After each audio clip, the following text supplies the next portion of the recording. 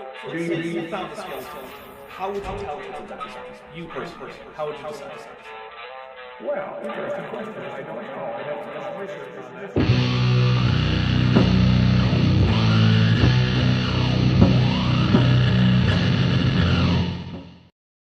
Hey everybody, welcome to Matt with Maddie number 39, except unfortunately, Maddie couldn't be here. But, hey, we have Vishanti here, and I mean, well, I can't say that Vishanti is a replacement for Maddie. Vishanti is also great, and is here. So, hello Vishanti!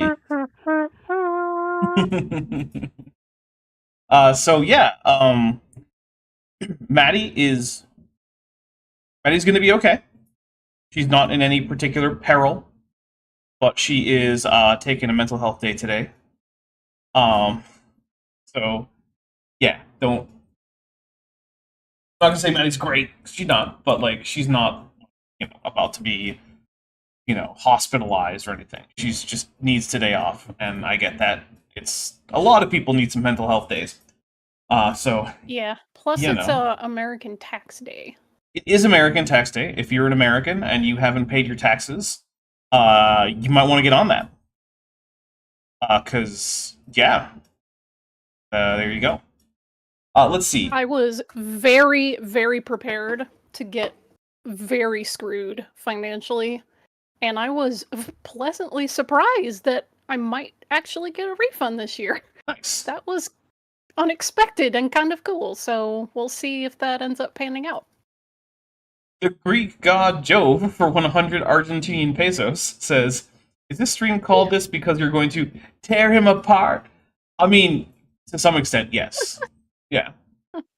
I also was not actually positive I wanted to stream today. It's been a day.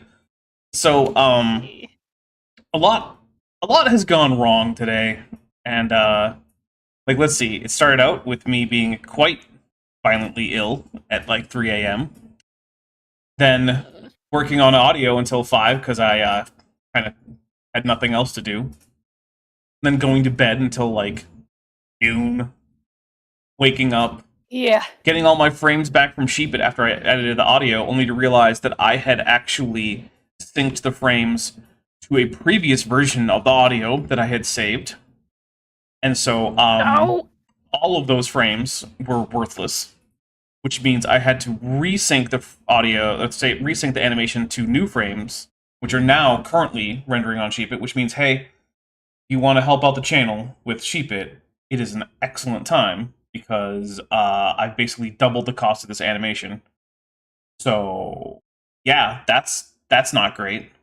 Which also means I don't know if I can get as much editing done as quickly as I wanted to. Originally, my plan was to get all of the editing for this next video done tomorrow and be done with it. Now that's more in question. So I don't know, guys. It's been time.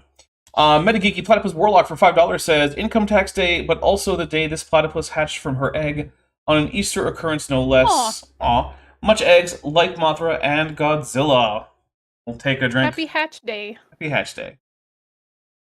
We were just talking about eggs before the stream. Yeah. They're very delicious. Eggs are delicious. And we're also talking about the fact that, when it comes to, fried eggs, it's I'll have, two. Two fried eggs. When it comes to doubled eggs, it's 8, 9. Just go for it. Yep. Hey, give me 3 dozen right now. Mm-hmm. Which is weird, because Kirby. If anything, I think deviled eggs have more calories, because, you're mixing the yolk with, mayonnaise and whatnot. A lot. But, hey, we are not primarily here to wallow in our sorrows about various illnesses and screw-ups with animation. We are here to take a look at RawMat. Now, Shanti, have you ever responded to RawMat before? I think I have. Okay. I'm confident, though I'm not sure, that I've done pinch hitting for Maddie before. Okay. So I think that the chances are better than not, but I can't remember off the top of my head. I do think that I've responded to him before with you. I don't remember if it was in the audience or it was on the panel. Okay. So if anybody feels like checking, go for it. Well, he's an ordained Essene. That's right. Yeah. That's right. He speaks pre-Yiddish. Yeah, or at least he's familiar with Yeah. it. Yeah. Because the Bible was at least Yeah. partially written in pre-Yiddish, as we all know. Of course. Yeah. And did you know that he's licensed in every system of herbalism in the world? Oh, well, of course. Yeah. And those Essenes, famous herbalists. I mean, to be fair, they were probably using herbs for medicine, because, like, everyone was.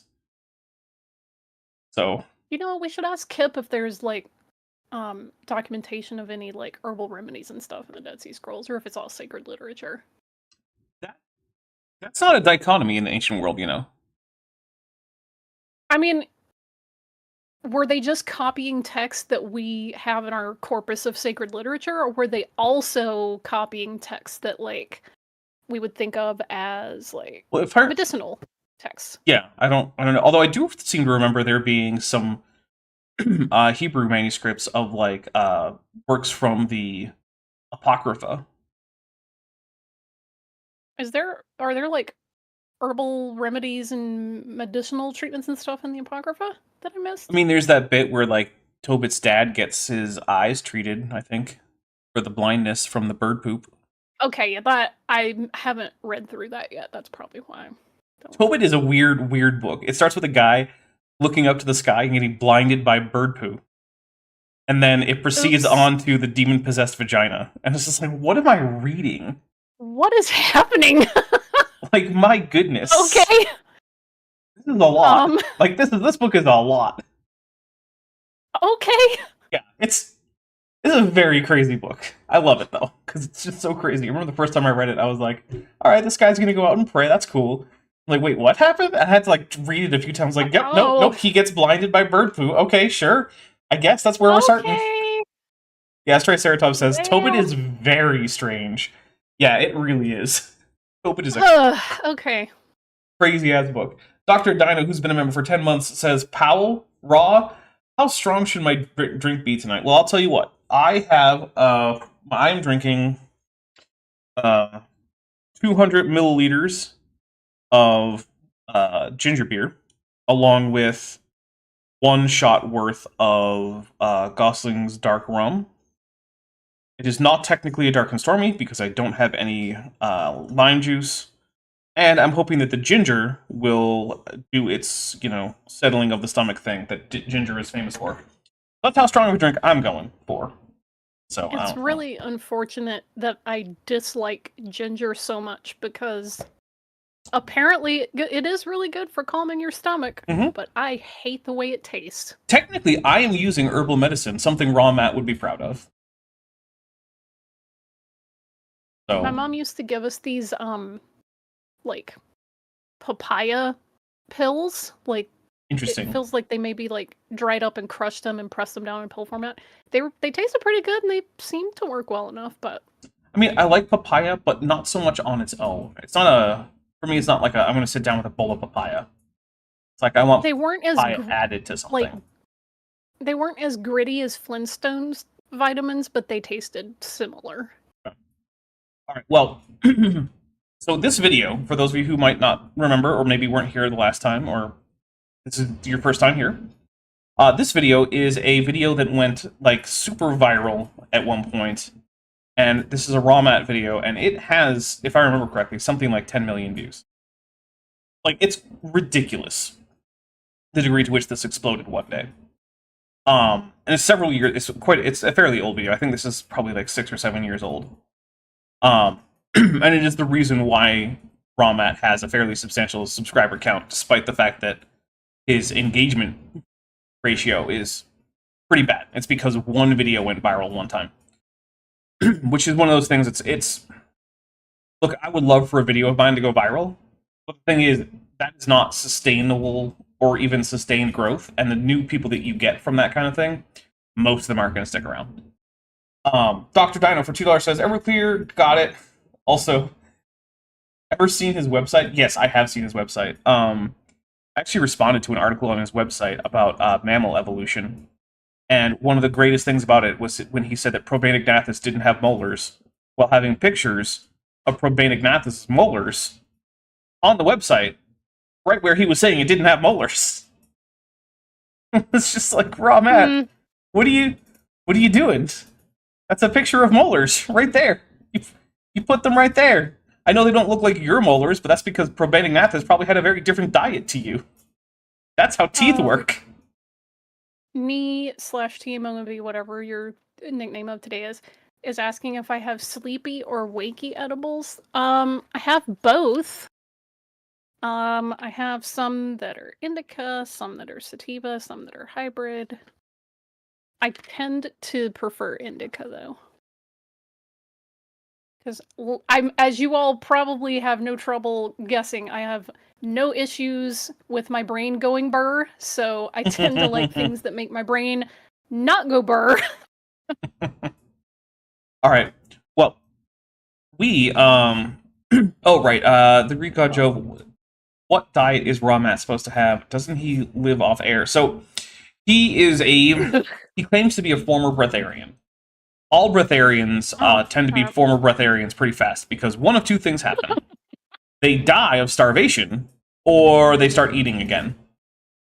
Those are the only options if you're a breatharian. You either die of starvation or you start eating again. Which means no one's a breatharian for very long. But the last I heard him describe his diet, he said that he was a monofruitarian, which means that every month or so, he goes out and he finds one fruit that is in season. And until that fruit is no longer in season, he only eats that fruit. Which is an absolutely insane diet. You should have variety in your diet. Right? I'm not saying here you have to eat meat or something. You can be a healthy vegan. You can find ways to get your various vitamins and minerals. But like, if all you do is ever eat potatoes or just carrots or just kiwis or just beef, no, don't do that. That's bad for you. No one food has all the nutrients that you need. This isn't, I mean, like, I guess maybe you could be doing like, oh, I take my meal in pill form because it's like Futurama or something. I don't know if they have any of those out there. I doubt it. But like, yeah, you should eat a varied diet, right? Don't eat the same thing every single day. Yeah, vary it up. Get some fruits, get some vegetables, get some different proteins in there. Beans, chicken, beef, whatever. Mix it up. Get different greens, get lettuce, get spinach. You know? Teen Girl Squad voice. When you become a breatharian, you die of starvation. Oh, there's a blast from the past. That was pretty good, too. How my stomach lining. My blood hurts. All right. Yeah, Zero Line points out they're definitely scammer breatharians. Yeah, they're definitely scammer breatharians. Oh yeah. Yeah. A number of breatharian like influencers have been found to have like well-stocked fridges and stuff like that, or been caught eating at McDonald's and things. Yeah. Here's a quick way to know that breatharianism isn't going to work, right? Measure, like, just get a balloon, right? Breathe in, and then breathe out into the balloon and weigh that balloon, right? You're going to want to tear your scale with the balloon empty on it, so that way you can tell how much your breath weighs. Okay. Then what I want you to do is not too many times, but just a few times. Breathe in and out of the balloon without releasing any of that air, right? Then tie that off, put it on the scale. What you will find is that after breathing into and out of that closed volume for a little while, you will actually have a heavier balloon. And that is because you were taking the lighter oxygen out of the air and replacing it with your own CO2. You're taking in O2, and almost at a 1-for-1 ratio, you're giving out CO2. Well, obviously that C has extra mass that the O2 didn't. That's carbon from inside your body. As you sit there and breathe, your body is literally burning calories to take part of your mass that is carbon and release it from you. Most of the weight that you lose in any given day is not from going to the bathroom or sweating. It's just from breathing, right? So Go ahead, finish. So I was going to say, if you just keep breathing, you are losing weight. If you don't take in more carbon, then your weight will keep going down. I don't care what you say about prana or the sunlight giving you energy. or whatever, you're I'm losing not a weight. plant. That's the thing. Plants actually breathe out less mass than they take in. They do the opposite because their photosynthetic process releases more O2 than they use. So Metageekies says, but everyone who has eaten has died. I mean, not yet. That's not entirely true. There's still some who haven't. So I would like to say that this phenomenon is, as it was spoken of by the prophets, Keith Flint of blessed memory, and Maxim, who said, inhale, inhale, you're the victim. All right, well, that is enough background. In their hit song, Breathe. Listen, The Prodigy played at Coachella last weekend, and it was freaking amazing. Nice. They still got it all these years later, and I'm still not over the fact that they opened with Breathe. They played a bunch of hits off of like Fatherland. They did a version of Firestarter that had no lyrics, like they didn't sing it, and they just played these laser projections of Keith Flint, which is really cool. Nice. But yeah, anyway. All right. I think they were making fun of breatharians in that song. I mean, I would hope so. Breatharians should be made fun of, right? There are certain things. Insane. There are certain things that we shouldn't be making fun of, like things that people didn't choose to do, or things that are just largely harmless, but maybe a little bit weird, right?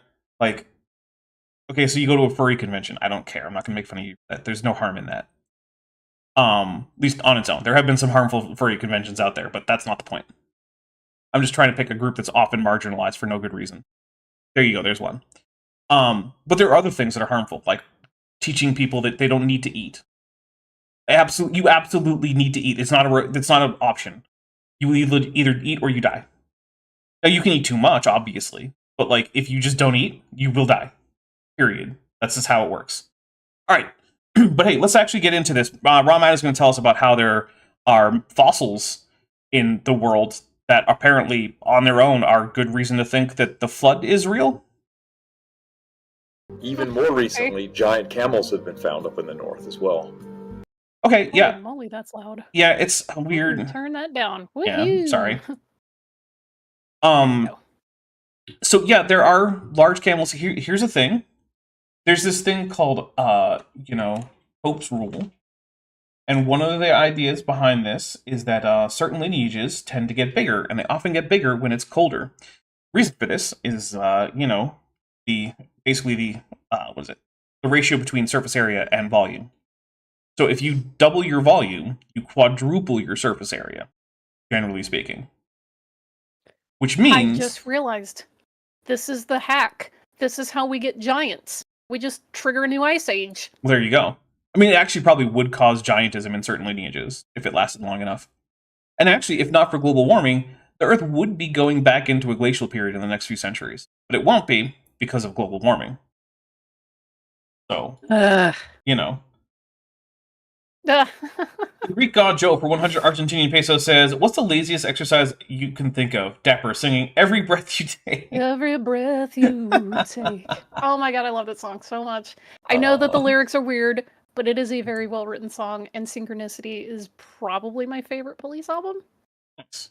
But actually, even if you're doing exercise for weight loss, right? Like let's say you're doing cardio, when you're losing that weight, you're mostly breathing it out. And as your heart rate goes up, right, your oxygen utilization rate also goes up, which means that the deoxygenated blood that you're pumping into your lungs is actually going to draw in a larger percentage of of oxygen and give off a larger amount of CO2. Exhale. So, quite literally, it's the breathing that you do while doing cardio that's actually getting that mass out of your body so that you can lose weight. Very little of your weight loss ever comes out in the bathroom, unless you're just doing a lot of breathing there. In fact, vast frozen, non-fossilized forests that once thrived in the now barren Arctic Circle continue to surface as summer runoff erodes and releases the timber from the frozen muck. I don't know why he thinks that this is supposed to be indicative of a flood. Also, not everything above the Arctic Circle is barren.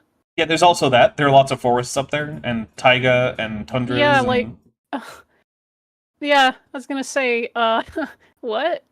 What is I'm he? just gonna take a drink for like, hey, basic facts about Arctic, therefore flood. Like, no, No. not how anything works. This isn't that bad without the lime. It's better with the lime, but not that bad. Plus, I didn't really want to drink something that's super acidic, and I mean, the ginger beer is already pretty acidic, so you know. Driftwood of large non-native trees released from the seafloor still washes up on the shores of remote islands. Yeah, the coasts used to be lower. I don't know what point he's trying to make. What bits of the moon pauses during eclipses rage has to get to the Dapper Dinosaur membership. So thank you very much. And why didn't that? There it is. Take a drink. My membership thing didn't pick up. I got confused. North of Siberia, northward flowing rivers erode the muck below and see driftwood collect along their. Oh, I forgot. Yeah, he's using this as evidence of a pre-flood warmer climate. But the problem is that there are no flood models that any young Earth creationists take seriously, where the warmer climate is actually stuff that's near the surface and like relatively recent. It's all stuff like from the Permian and the Jurassic. And the Cretaceous is usually deposited, according to them, during the runoff period. And even with like late flood barriers, like ICR tends to think that it's like the Miocene or something like that. This is still all Cenozoic stuff. Like, not Cenozoic, sorry. Well, yes, Cenozoic, but like Holocene, right? Like really recent, like the current geological period. Unless you want to say we're in the Anthropocene now, which, yeah, I don't. I think in like 5 million years, the thing that we now are calling the Anthropocene will be called like the late Holocene carbon excursion. That's what I think. And I'm, obviously in 5 million years there won't be people speaking English doing geology, but like if geologists now were transported 5 million years in the future and all they had to go on to see what was going on today was a geological record, they'd probably call it a carbon excursion rather than like the Anthropocene. Joshua East for $5 says, Taiga. Yes, Taiga is a cool environment that people do not seem to know all that much about. So, I mean, I'm not like some huge exception. I'm not a Taiga expert. I just like it. I think it's neat. Thanks, Marge. I just think they're neat. I love it. I can't do Marge's scratchy voice. I don't know if I can either. Yeah, but I just love she's holding a potato. I just think they're neat. I mean, potatoes are neat. They are. You can do so much with potatoes. They're great. It's the perfect vegetable. Yeah, basically. I mean, fries. You can make roasted potatoes, mashed potatoes. Make potato bread. Like, scallop them, you can boil them, you can put cheese on them, you can hash brown them, you can bake them, I mean, God, it goes with everything. Actually, speaking of Noah's Ark, there's a place I used to go to in Washington. It was Noah's Ark Burgers, and it was themed, It was all Noah's Ark themes, so there was all these little like paintings of Noah's Ark and like toys of Noah's Ark all over the place. And I would get a double Ark burger, and the person I was going with would get whatever, and then we would also share a bucket of fries. And the bucket of fries always came with a deep fried smiley face mashed potato deep fry thing. It was like smiley face form of mashed potatoes, then breaded, then deep fried, and that was always at the bottom of the bucket of fries. You know, the best fries that are, well, they're overpriced, but Five Guys. That paper sack of French fries, man, I don't know what it is. It's. I think they have a good ratio of like grease to salt, because you want your fresh fries to have some grease on there, right? If they're not fresh, then they're just going to get soggy, and that's no good. But you want that nice combo of the crispiness from fresh fries and the grease and the salt. And I think they have a really good ratio. And the Cajun fries, they're also good when they're cold, and you can't say that about most French fries. Yeah. Although I do also miss the truffle fries that I used to get with one of my friends back in Massachusetts every once in a while. It's a very nice restaurant. We couldn't really afford to eat at the restaurant for reals, But sometimes we would go in and we would just order like 2 orders of the truffle fries, and it would come out and they were arranged artfully, and there was like some hard cheese sprinkled on there, and they had been like brushed with truffle oil and very nicely salted, and yeah, they were absolutely fun.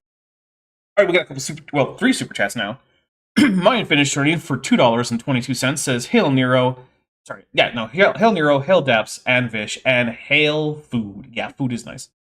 Dutch Mammoths never saw snow tunicate for $2 says, don't we get most of our oxygen from the taiga? No, it's the ocean. The ocean is where we get most of our oxygen. Then the Greek god Joe for 100 Argentinian peso says, boil 'em, mash 'em, stick 'em in a stew. It's true. You can do so much. I like Pete Funk says, if the back turns clear, that's your window to Flavortown. It's true. It's true. Remember Homer Simpson taking the burger and like making like the circular motion on the wall and it turns clear, the bird just flies right into it. Yes. Oh, early Simpsons is best Simpsons. It's so good. All right, here we go. Shores as it is carried out to sea. Because there are almost no trees growing now at these latitudes, the natives use these trees for fuel and building material and for burning. Okay. Oil. See, the thing is, there is no dispute that there were previously warmer temperatures, and not that long ago, right? Like, geologically speaking, the current ice age is only about 2 million years old. Before that, the world wasn't in an ice age. There were no permanent polar ice caps, like, say, 3 million years ago. But as polar ice caps encroach and starts turning what was once just regular old soil into permafrost, of course things are going to freeze in there. And as time goes, the first things to get unfrozen are going to be, like the things that were there when there was lots of glaciation. Things like mammoths, which is why Siberia is basically lousy with mammoths. Especially mammoth tusks, right? All over the place.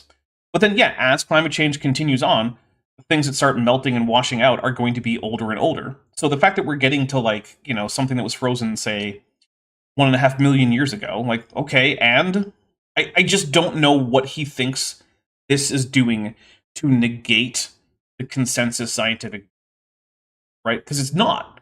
None of this stuff is unexpected. Let's see, Shano07AU for $7.99 redo says, looking for Matt, cherries are always in season. So much cherry picking. Yes, that is true. Yeah. I miss having a cherry tree. I wonder if cherry trees will grow around here. I feel like they won't. Pretty much everyone in Tucson who has a fruit tree has a citrus tree. Yeah, Yeah. I mean, like, look, it's way too dry for citrus trees, but you can fix that with a hose. Mhm. So, like, it's hot enough for citrus, because citrus really needs it to be hot. Citrus trees do not like frost. One frost can kill a citrus tree. Yep. That's why when frosts are a potential thing in Florida, people put blankets on the trees. Like, that's a thing. Big old tarps over there. They go put little baggies around the fruits to protect them. Mm-hmm. Yep. Drilling in northern Alaska commonly penetrates what is described as a flattened, unfossilized forest under hundreds of feet of frozen muck. There is a glaring problem with this. The frozen trees are not native to the Arctic. Anymore. Right. That's all you have to say, and then suddenly this isn't mysterious. It's like saying the mammoths aren't native to the Arctic. I mean, yeah, they're not. There aren't any there. If you go to the Arctic, you will not find any mammoth populations. They used to be. Like, that's it. That's all they're... I'm taking a drink. I can't... It's just so dumb. Somebody just sent me a slideshow of otters in hats. Ooh. That's very cute. I very much like that. Otters are adorable, and while they can be dangerous, they're still adorable. When they make their little complaining squeaky noises, or their happy squeaky noises, or just any squeaky noises. Yeah. It's so cute. It is very cute. these tree species only grow in comparative forest thousands of miles to the south, where it is tropical and warm. Today. Matt, you keep forgetting a word, Matt. No one thinks that the conditions on Earth have been static. That's not anyone's position. It's not your position, Matt. It's not my position. I'm with the M-Wing.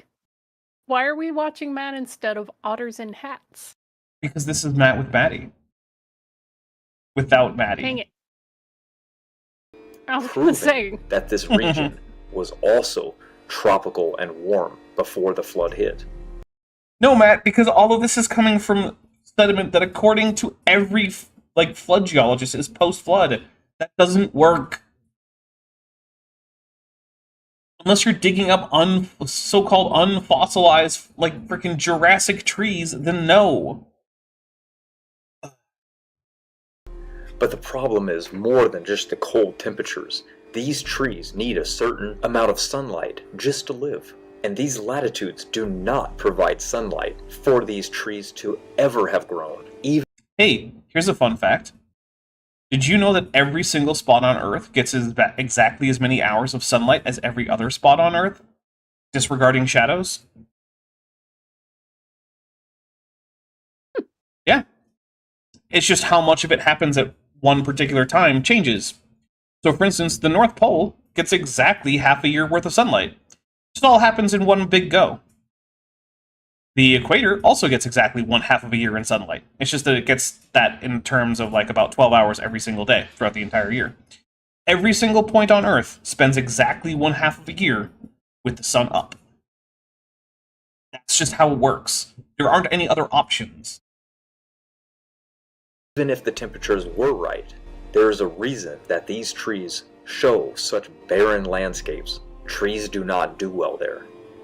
The Antarctic also reveals similar evidence that the climate was much warmer. Large deposits of coal and oil indicate large forests, and life lived there at one time. I mean, yeah, because throughout most of the Mesozoic, Antarctica was closer to the equator. Right? There's a reason that we have marsupials in South America and Australia, and we have fossils of marsupials in Antarctica. Right? There's also a reason why Australian and South American and Antarctic dinosaurs are all, from the same families. Yeah. I mean, the fact is, yes, Antarctica used to be warm and green and full of forests and dinosaurs and marsupials. I'm starting to think that it's almost like the climate of the planet changes. Mm-hmm. Yep, it does. Don't quote me on that, though. In fact, it's always changing. The reason that climate change is currently a concern isn't because it's changing. We're making it go hyper mega super fast. Right, it's the speed with which it's changing. Dinosaur fossils also indicate warmer climate. Remember, these indications of rapid and permanent freezing of temperate to tropical flora and fauna are spread over 2 continents. Okay, so I do want to point out that while it is the case that no time in the Mesozoic, which is what we're talking about for non-avian dinosaurs, which I'll just assume he means non-avian, no time in the Mesozoic was as cool as it is now, right? The globe is much cooler now than it was at any time in the Triassic, Jurassic, or Cretaceous. However, most of these fossils he's talking about are late Cretaceous dinosaurs, and by the late Cretaceous, there was seasonal snowfall all over the area that he has indicated on this globe, right? So those dinosaurs living in Alaska and Siberia and, northern Canada, they were experiencing annual snowfall and freezing temperatures. They, much like modern temperate zone like deer or wolves, had to deal with long winters that were cold and had snow and things froze over. That's a thing they had to deal with. And we know because they have various cold weather adaptations. So, and actually, snow extended pretty far down. It's probable that there was snow occasionally in places as far south as, Montana during the late Cretaceous. The late Cretaceous was the coldest part of the Mesozoic as far as we can tell. And it definitely snowed annually in these areas. Let's see. The Greek god Joe for 100 Argentinian pesos says, things Marvel got right. There are lots of dinosaurs in Antarctica. There are, yeah. Correct. One of my favorites is Cryolophosaurus, which is a really cool theropod that had a funny little, like, clamshell-shaped crest on its nose, or not on its nose, like between its brows. It's very weird. And I like it. Man, I know it's kind of niche, but Marvel's starting to get into like some of the more niche corners of the universe. I really want to see some MCU Savage Land stuff happening. Yeah. To be honest. Oh, you know what else I like about Cryolophosaurus? It was the star dinosaur skeletal mount in the fake museum in Power Rangers Dino Charge. They just had a really nice looking Cryolophosaurus skeleton that they didn't really talk about much, and it was just hanging out in like the main museum floor set. And I like that. At one point, it was across from Warg, the robotic caveman, who only could say Warg, kind of like a Pokemon.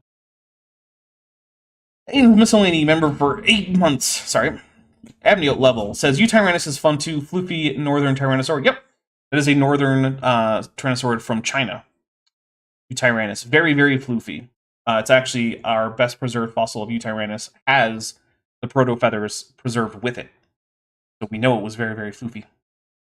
So, yeah, I just wanted to make that point about this, is like, we know that there were dinosaurs, non-avian dinosaurs, that experienced actual, like, extensive freezes and snowfalls and had to deal with cold temperatures. And the type of flora recovered could never grow at the extreme latitudes they are found in. So simple climate change cannot account for what we observe. But, okay, taking a drink, because that's circular. The reason he doesn't think climate change can account for this is because he thinks it's too extreme, so it couldn't have happened fast enough, because he only gives us about 2,000 years or so between the creation and the flood. But if you just don't assume that condensed time period, and you say, well, baby, it's hundreds of millions of years, suddenly it's not a problem anymore. But he's using the fact of this requiring rapid climate change in order to argue that there's a condensed time period. But again, the only reason this climate change is hard to believe is because of the condensed time period in the beginning. So he is trying to assume that this evidence indicates rapid climate change in order to prove there was a flood, but the only reason to assume rapid climate change is the flood. So again, circular. This doesn't actually get us anywhere. Roshina, hashtag upset Keller member for 19 months and is at the tetrapod level, says dinosaurs are fake, Arctic is fake, Matt is real. I mean, I'm convinced. Therefore, any theory must explain how these plants grew and how they received the solar light from the sun to... Okay. Plate tectonics and deep time, Matt. There you go. Solved it. Woo! And you know what the nice thing about my solution is? It doesn't require anything that violates the laws of physics.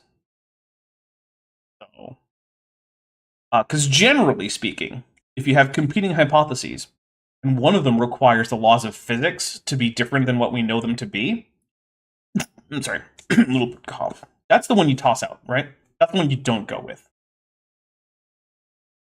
support them. The evolutionary theory fails 100% in this area. How? What way? Okay, man. So he'll just say these things, and like, I guess if you're like already predisposed towards believing him, then yeah, that sounds good. But like, it's not like there's no argument. He doesn't actually make an argument. Also, I love how this is clearly just a modern Bible that he's given like a cool sepia tone wash and whatnot to. Only the global flood theory provides an answer to this. So, how did it get so cold so fast during the late summer? If the poles were warm, what happened? How did plants get sunlight? How did it stay cold for hundreds of years? I don't know, Matt. You've already asked this question several times. Just tell us what your answer is. And Roshina hashtag upset Keller for $4.99 says solar light from the sun as opposed to solar light from another source. Yes.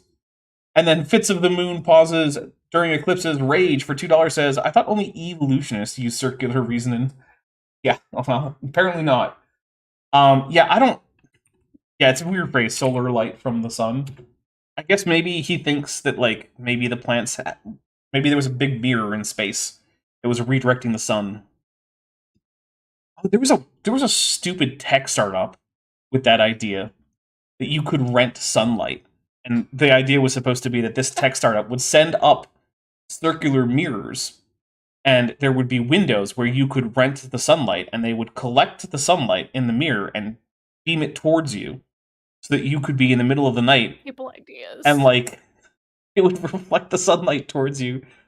It's like, Listen, man, if energy companies could figure out how to charge a subscription for the sun, they would do it. oh, in a heartbeat.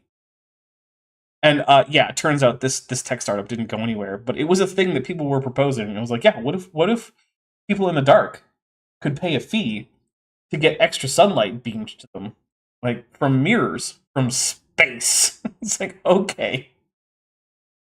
For some reason, that just gives me like Tim Curry talking about space vibes. Yeah, space. The last place uncontaminated by capitalism. Not anymore. That tech Fully startup. automated luxury gay space communism. Except that you have to rent the sunlight, so no, it's actually just space Yeah, capitalism. so Space it is space capitalism on capitalism. steroids, because the sun is just always there in space. You can't hide from it. Honestly, this is the future of like Weyland Yutani from the Aliens franchise. That's space capitalism. Oh man, yeah.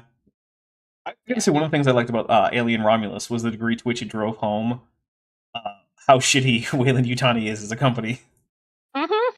Oh yeah. It's like, oh, you met your And how lifetime quota, not capricious, anymore.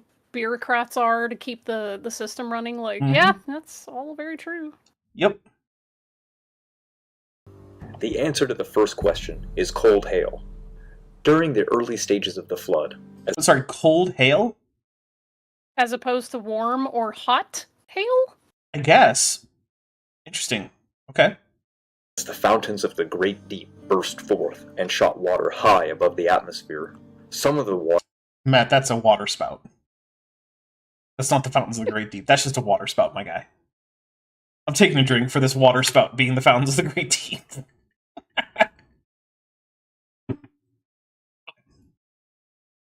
laden with sediment soon froze as it radiated heat into super cold space.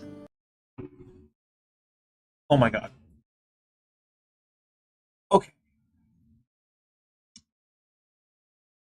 Okay, hold on. I need a drink. We're gonna, yeah. I need a drink. Okay. So, there are three methods of heat transfer. They are conduction, when two things are in physical contact, and therefore they transfer heat across that physical contact until they're in thermodynamic equilibrium with each other. There is convection, which is basically just conduction, except that there's fluid flow involved. So the fluid comes in contact with whatever is warm or cold or whatever, and the fluid then, comes to somewhat like thermodynamic equilibrium with that. At least it tends towards that direction. Because the fluid can flow, and because temperature affects density, it sets up a circulating current where there's actually more efficient heat flow than most versions of conduction. Okay. The other way is radiation, where just the fact that the various electrons and whatnot are moving around will cause them to emit electromagnetic radiation in the form of photons of a wavelength/energy level, because those are the same thing, characteristic of its temperature, along with various emission lines based on various elements and whatnot. Okay. In space, unless you're touching something, convection isn't an option, which means that your only option is radiative cooling, which is by far the slowest of the three methods of heat transfer. In fact, it's so slow that on the time scale of, something going up on a suborbital trajectory and coming back down, other things like friction from the air or shock heating will be far more impactful than any kind of radiative heat loss to the depths of space. And also, what Matt is describing is catastrophic plate tectonics, which results in heat that is enough to vaporize the granite that the crust of the Earth is made of. There's no way that shooting some water into space and having it come back down is going to shed enough heat that you're going to result in hail. You're going to result in plasma. I don't care that this few minutes that you spent above the atmosphere means that you're going to radiate away a little bit of heat. Space isn't actually super cold in the way that, say, like dipping your hand in liquid nitrogen is. It's just not. It's actually a very good insulator, which means your temperature is going to stay mostly the same for a very long time, unless you're actively receiving radiation from the sun, which also, spoiler, is also going to be happening for a lot of this water. So only the water on the night side of the planet is going to be shedding any heat anyway. Yeah, maybe it was fluidic space, says Sean07. Bring back some Voyager lore. Yeah, the species 8472 was actually the real cause of the flood. It wasn't God. Yeah, there you go. They were trying to preempt their defeat by the Borg, so they went back in time to primitive Earth to create the flood, so that Janeway could never get to the Delta Quadrant to then later engineer Borg nanoprobes to be able to assimilate species 8472. It's all just a big time travel plot. One hell of a causality chain there, but yeah, okay. If any species is going to manage it, I mean, 8472 is a good candidate. Yeah. Actually, Star Trek Online gave them an actual name. I think they called them the Undine, which I don't know if I super like. It's also not alpha canon, but like, whatever. Let's see. We got a few super chats here. Hoop23 for $5 says, if energy companies could figure out how to charge a premium for the sun, they would. The Simpsons, let's see. The Simpsons Who Shot Mr. Burns, Part 1. Yeah. What a great show. Yeah. Mammoths never saw snow tunicate for $5 says, does Matt not realize the Arctic gets a lot of sun in the summer? Like, vegetables grown there tend to get extra big because of the extra sun. I don't know if he realizes that or not, honestly. And it wouldn't surprise me if he doesn't. If he thinks that the Arctic is just a perpetual, like, twilight area. It honestly wouldn't surprise me. Honestly, he probably thinks that. Yeah, there's a fair chance. He probably thinks that, like, 30 days of night, there's no then 30 days of sun at the opposite end of the year for Barrow. Like, he doesn't even think about that. Nah. Command Cyborg, who's been a member for 49 months, says, I caught a live stream Godzilla. AIG is a speckled, sizable satchel of squiggly schnitzengruben. With an AIG is a bag of dicks emoji. Go Sanctus Darwinicus with a Darwin. We'll take a drink. Thank you very much. I'm going to update the tracker. There we go. We're at 10%, everybody. I think at 94%, Ben gets free. Although he had pizza earlier. So it'll probably be like something for like a few days from now. Above the atmosphere, temperatures are well below negative 150 degrees Fahrenheit. Yeah, but that doesn't matter if it can't transfer the heat. Hey, how far apart are those particles again? Right.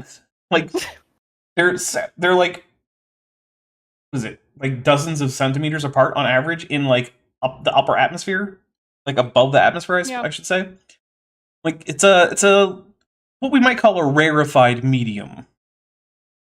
When the water reached this area, these frozen droplets were supercooled, well below normal freezing. We're not going to talk about the fact that they would have actually boiled away before that because the pressure would have gone below 6 millibar, which is above which liquid water is no longer stable. We're not going to talk about that. Hmm. You know, actually, when the first spacesuits that the U.S. made were being tested, there was actually an incident where the guy testing the spacesuit was in the vacuum chamber, and the spacesuit wasn't properly sealed, so he was actually exposed to the vacuum of the vacuum chamber. He was fine, right? He lost consciousness, but they put the air back in, and he regained consciousness, and he had no long-term effects. But one of the things he said that he experienced before he passed out was the feeling of his tears and saliva boiling without being hot. Hot. Yeah. That's a nightmare. Think about that. Why would this not happen to this water? Shouldn't it have just evaporated and come down? I mean, I still think it would come down, right? Because, you know, water vapor is relatively heavy compared to most of the other gases up there. But, like, wouldn't it have come down as a fine mist, like, of individual water molecules, and not as clumps of hail? Which also, yeah, just thinking about the idea of being in a vacuum chamber and feeling my saliva boil as I'm passing out. No, thank you. This just makes Captain Archer even more of a badass. Seriously. Like, look, I like the idea of fun space travel, but like the number of ways that space is actively trying to kill you is absurd. It's just But fine-tuning. Yeah. Sure, buddy. Like the part of the universe that is fine-tuned is like a third of 0.0000000. Yeah, it's like a third of this tiny little speck of dust in the universe that I happen to live on. And I'm like, I will stick on my 1/3. Yeah. Yeah, the actual realities of space travel, like, oh goodness. Also, have you ever seen a space toilet? I don't want to even try to figure that out. Yeah, it's like, oh, we have to suck the urine away from you. Okay. Cool. No, I'm good. I'll take a pass. And then we're gonna boil it, and then you get to drink it. Oh! Hooray! Josh McGee's for $5 says, boiling tears sound like it would be the name of... Sorry. Sounds like it could be the name of an 80s power ballad. Yes. Alright, I need someone to write an 80s style power ballad called Boiling Tears. Not with AI. Not with AI, but it needs to be about someone being exposed to a vacuum and feeling their tears boil away. That would be cool. And were transformed into muddy hail, which fell back down, blanketing vast areas in thick blankets of extremely cold. Why does that, when those people on the right look like they're completely nude? Is that just a nude bathing suit? Is that what's going on? Oh, you guys can't even see it. I mean, this is what I mean. Yeah. That's weird. Wear bathing suits that are a different color to your skin, guys. It's weird when you don't. Yeah, that's uncomfortable. Like, it looks like she's wearing, like the bottom half might be white, but I can't see, like, clearly what the top would look like. I don't know. That's very uncomfortable. You might get demonetized. I doubt it. Sean07AU, who's been a member for 2 months and is at the Tetchbot level, says the ISS has more than one docking port. Ew. Yeah, I bet. Look, I like the romanticized version of space travel from, like, Star Trek. I don't actually want to go into real space with real current technology. Like, no thanks, I'll pass. I don't have to do any of that. I don't have to subject myself to all those G's, or like having my eyes go out of shape because they're no longer affected by gravity, so they get weird and oblong. Like, I don't want that. Like, listen, I'm fine with the amount of radiation that I'm currently receiving. I don't really need to turn that right, up. Exactly. Like, there's just so many reasons why it's like, nah, I'll stay on Earth. It's fine. Elon Musk, though, he should totally get on a rocket to Mars, like, today. What's going on? Cold hail. These warm climates were quickly transformed in hours. Okay, so once again, we have the creationist doesn't understand the most basic things about thermodynamics. So let's take a drink for that. Okay. Roshan, a hashtag upset Keller for $4.99 says, drinking urine is good enough for flat earthers, so why shouldn't it be... So why shouldn't space people drink it too? Well, okay. So first, to be fair, they're not actually drinking urine. They're drinking reprocessed water that used to be in urine. So, like every drop of water you've ever had has been in someone's bladder. Multiple people's bladder, most likely. And a dinosaur. Yeah, I mean, like, it's all recycled pee at some point. But the closeness of those is emotionally uncomfortable for me. Even if intellectually I know that's not really a big difference, still feels weird. It's just like the still suit feels weird from Dune. Like, I'm sorry, this suit is collecting my urine and sweat and the moisture from my breath, and also compactifying my feces and extracting the water from that and putting it into bladder so that I can drink all of it. Cool. You could just be like Muad'Dib and make your own water. Yeah, from my ears. Big ole ears. That's right. Yeah. Unfortunately, I'm a dinosaur, so I don't even have the external ear bits. It's only a mammal. Yeah, it's only a mammal Mammals 1, dinosaurs 0. Yeah, well, at least I don't have to waste a whole bunch of water in my urine for no reason. So Shut up. yeah, exactly. All right, so when something falls to Earth, it heats up the Earth, right? That's just what happens. That's the thermodynamics of it. Because remember how you can change energy from one state to another, but you can't destroy it. You also can't create it. So, when something is high up in the air, it has a lot of gravitational potential energy. As it falls, that starts getting turned into kinetic energy. As it's falling, it's going to encounter air resistance, which is then going to cause some of the kinetic energy to convert to thermal energy in the air. And then, when it lands, any kinetic energy it had is ultimately going to turn into thermal energy on the ground. So you can't meaningfully heat something up by dropping ice on it. Or sorry, cool something down by just dropping lots of ice on it from high up in the atmosphere. Because fundamentally, cold isn't a thing, it's just a lack of heat. So while locally, sure, you might cool something down, like where the ice hit, overall, you cannot create a sustained cooling effect by just raining ice from space. It doesn't work. The thermodynamics don't lie. You are adding energy to the system where this ice is falling. Now, granted, it might have been taken away from somewhere else on Earth, right? Like, some of this water would have shot up into space from the Earth, which means that whatever little energy did radiate to space is being taken away from Earth. So, okay, there's that. But it's not going to be enough to freeze into hail. It's going to boil first anyway, so it's not coming down as hail anyway. And even if it did, the only heat you can remove is what little was radiated into space.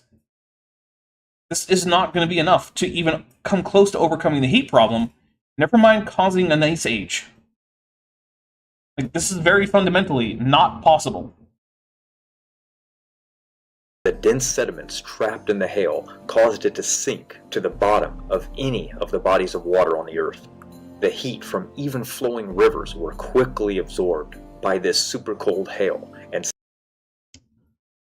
That's Super cold hail. I'm going to take a drink. Just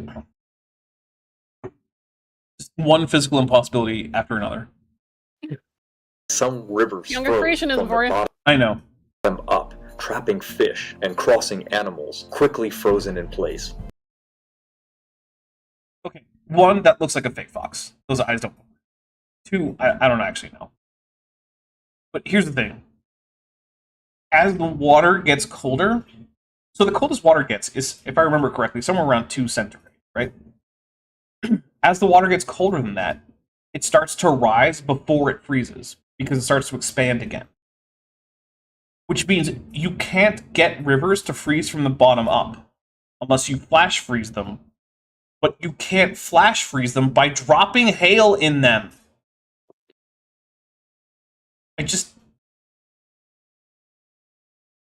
Oh my goodness.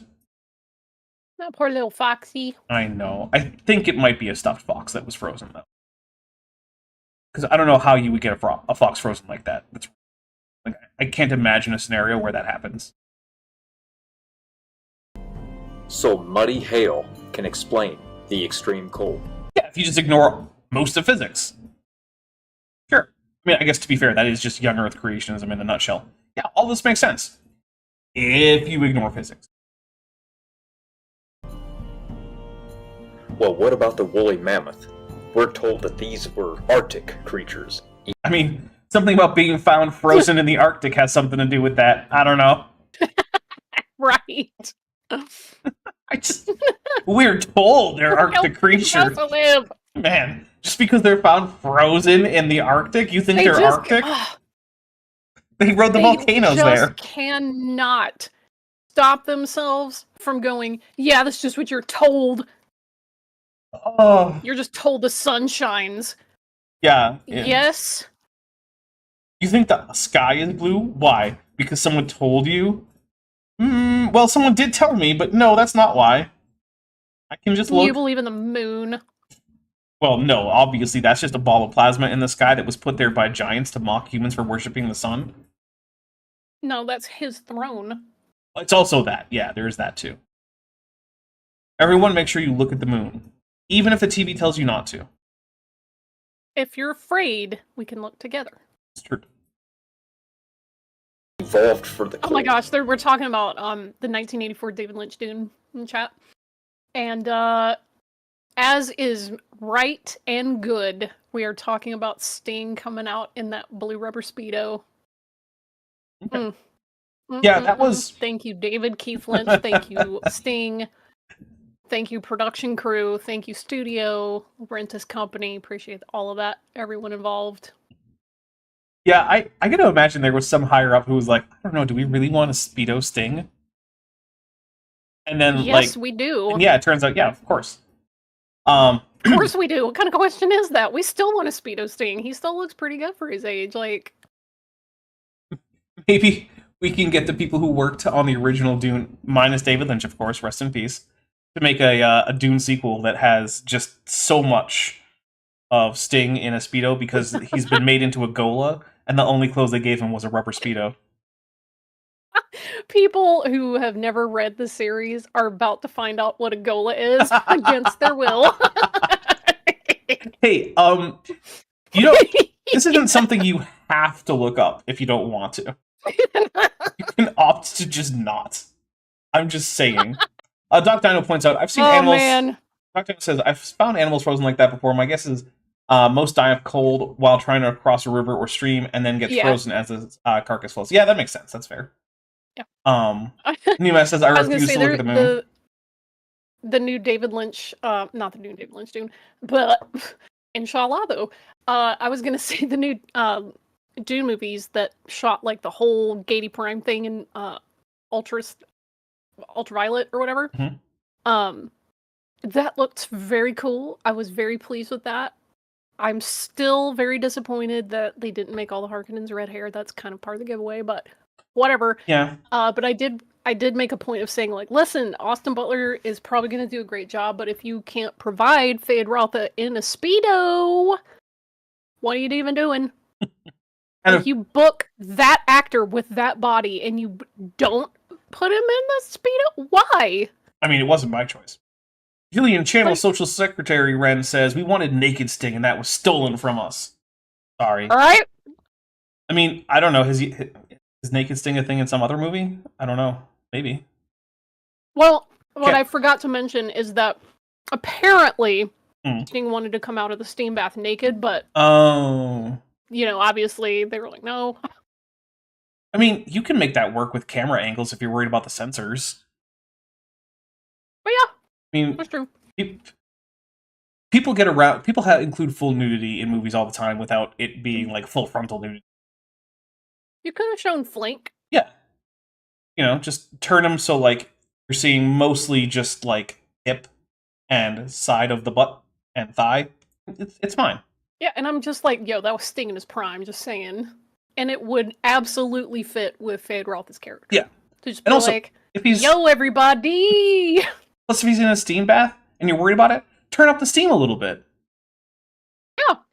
Yeah, it could have been fine, but whatever. Here we go. Let's remove fact from fiction, shall we? Oh, yes, Matt, the ordained scene. let's remove fact from fiction. Yeah, let's see what the difference is here, Mr. I'm laughing at something else. People in the chat says, I logged off real quick. I assume this conversation's about the wrestler Sting. Yes. Yes. Let's just remember, Raw Matt published a book that he says will unlock the power of immortality and agelessness through herbalism for you. And he's the guy who's about to separate fact from fiction for us here. Just wanted to point out who it is that we're dealing with here. The man who, by the way, is visibly aging worse than just about anyone I'm aware of. The fiction is that they lived in... shitty person. Well, I mean, don't be a shitty person, but also, like, you know, get nutrients so that your hair doesn't start falling out in, like, your 30s. Not on the top of your head. Like, if it was just more normal male pattern baldness, I'd be like, yeah, whatever. That happens, right? But, like, from the side of his head. That's not male pattern baldness. Male pattern baldness starts at, like, the, you know, little swirl at the top of your head. And it spreads from there, and then also the widow peak goes back. That's not the side. That's not, like, above your ears. That's the stuff that's falling out for him. He honestly looks like he's been on chemo. Awful. It looks like he's been on, like, low-grade chemo for, like, 5 years. It's like not quite enough to make all of his hair fall out. But he's got sunken eyes, and that hair is falling out slowly. Like, dude, there's obviously something that's not. And the thing is, his fans will talk about it in chat. Like, Matt, you don't look too good. Like, are you okay? He's like, oh, there's trolls, and he'll just like time them out or ban people who are actually just like, hey, Matt, dude, maybe you should have like a salad with like, you know, like some oil and some cheese. You know, some food. So you're not eating like apricots for the next month and then nothing else.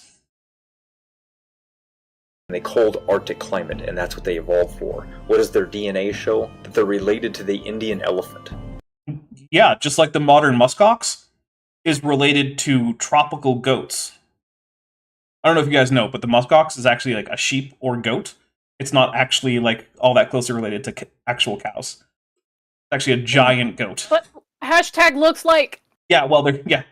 So, like, that's the thing, right? Like, okay, like, a goat from a tropical island is closely related to a muskox. Do you think muskox are not Arctic animals? Because that's where they live now. They have big, furry, woolly coats. The Greek god Jove for 100 Argentinian pesos says, my favorite Dune line is millions of decaliters. Yes, and thousands of hectoliters, and hundreds of kiloliters. The deca isn't doing anything there. Frank Herbert wasn't focused on the math. He just liked big numbers. Mm-hmm. And maybe in his space, not Arabism, the deca prefix means something else. Ah. Or it's not even a prefix anymore. Who knows? Yeah. Maybe it actually just seems like it's decaliters like we know them. But really, that's like Chakobsa for like, you know, like cubic mile of water. We just don't know. They say that they have a layer of fat for warmth, yet fat is only indicated from abundance of food supply. They don't have blubber. They have... Humans don't have blubber either. They still have a lot of fat. Like, you don't need blubber for this. Most Arctic animals don't have blubber unless they're in the water. But most of them do have more fat than their warm weather counterparts. Like... fat, like humans do, a subcutaneous layer of fat. Subcutaneous. Subcutaneous. I'm taking a drink for subcutaneous. Subcutaneous cations. Yeah, it's subcutaneous, Matt, but you know what? That's okay. And it goes up based on what we eat, not where we live. So what is it that you think that was so available to the woolly mammoths that they were getting fat off of this diet that is not happening to Indian elephants? I love this fiction, lived in cold Arctic climate. And like the fact is related to DNA, related to Indian elephant. And Okay. like, What does that have to do with anything? Like, mammoths were always going to have a closest relative. And it probably wasn't going to be an Arctic animal, since most proboscideans were never Arctic. I love this too. Mammoth wool is just hair. Yeah, that's what wool is. my God, what does he think wool was supposed to be? Like, textile thread? No overlapping scales, not wool. Does he mean like on the actual texture of the Wait. hair? Maybe he thinks wool, like, oh, it's just hair. Maybe he thought it was supposed to be like flax, like plant-based. Maybe. Or maybe he 'Cause thinks... he's an idiot. Maybe he thinks it needs to be actually morphologically identical to sheep wool. Which, no, it doesn't. Ugh. Sheep wool is itself an artificial weird creation of humans. Like, sheep in the wild never had that. That's not a normal thing. No erector muscles. I would love to see where he gets that mammoths didn't have erector pili muscles. Because I've never heard of anyone making any report about the presence or absence of erector pili muscles. No oil glands. Well, first of all, that's just not true, right? He's getting this from Ken Hovind, who says that mammoths didn't have sebaceous glands. Spoiler, mammoths had sebaceous glands. I actually have found reports of sebaceous glands because I went looking after Ken said it. I was like, that seems really dumb. Really, really dumb. But I don't actually know. So then I looked, and yeah, there are in fact mammoths with oil glands or sebaceous glands. The Greek god Jove, for 100 Argentinian pesos, says, subcutaneous is what Hovind calls his employees. Oh. Jennifer Silva says wool and hair are two different things. Well, wool is a subset of hair, right? All wool is hair, not all hair is wool. But the other thing is, Correct. even if we say that the hair of woolly mammoths doesn't meet the definition for wool, okay, it's still hair, and it's still going to insulate them. Mm-hmm. You know, I was gonna say while I was learning otter facts is that it's actually not a whole lot of blubber or fat that keeps them A, afloat, or B, warm. It's just their fur. It's just really, really dense and thick. Yeah. So would his whole earlier diatribe about stuff not having blubber to keep it warm? Like, Matt, explain the humble sea otter. Like to hold hands with each other so they don't float away. Cute when they link their little paws and then they roll up in little kelp blankets. Goop23, member for 33 months at the tetrapod level, says Herbert was focused on big numbers, therefore Fremen.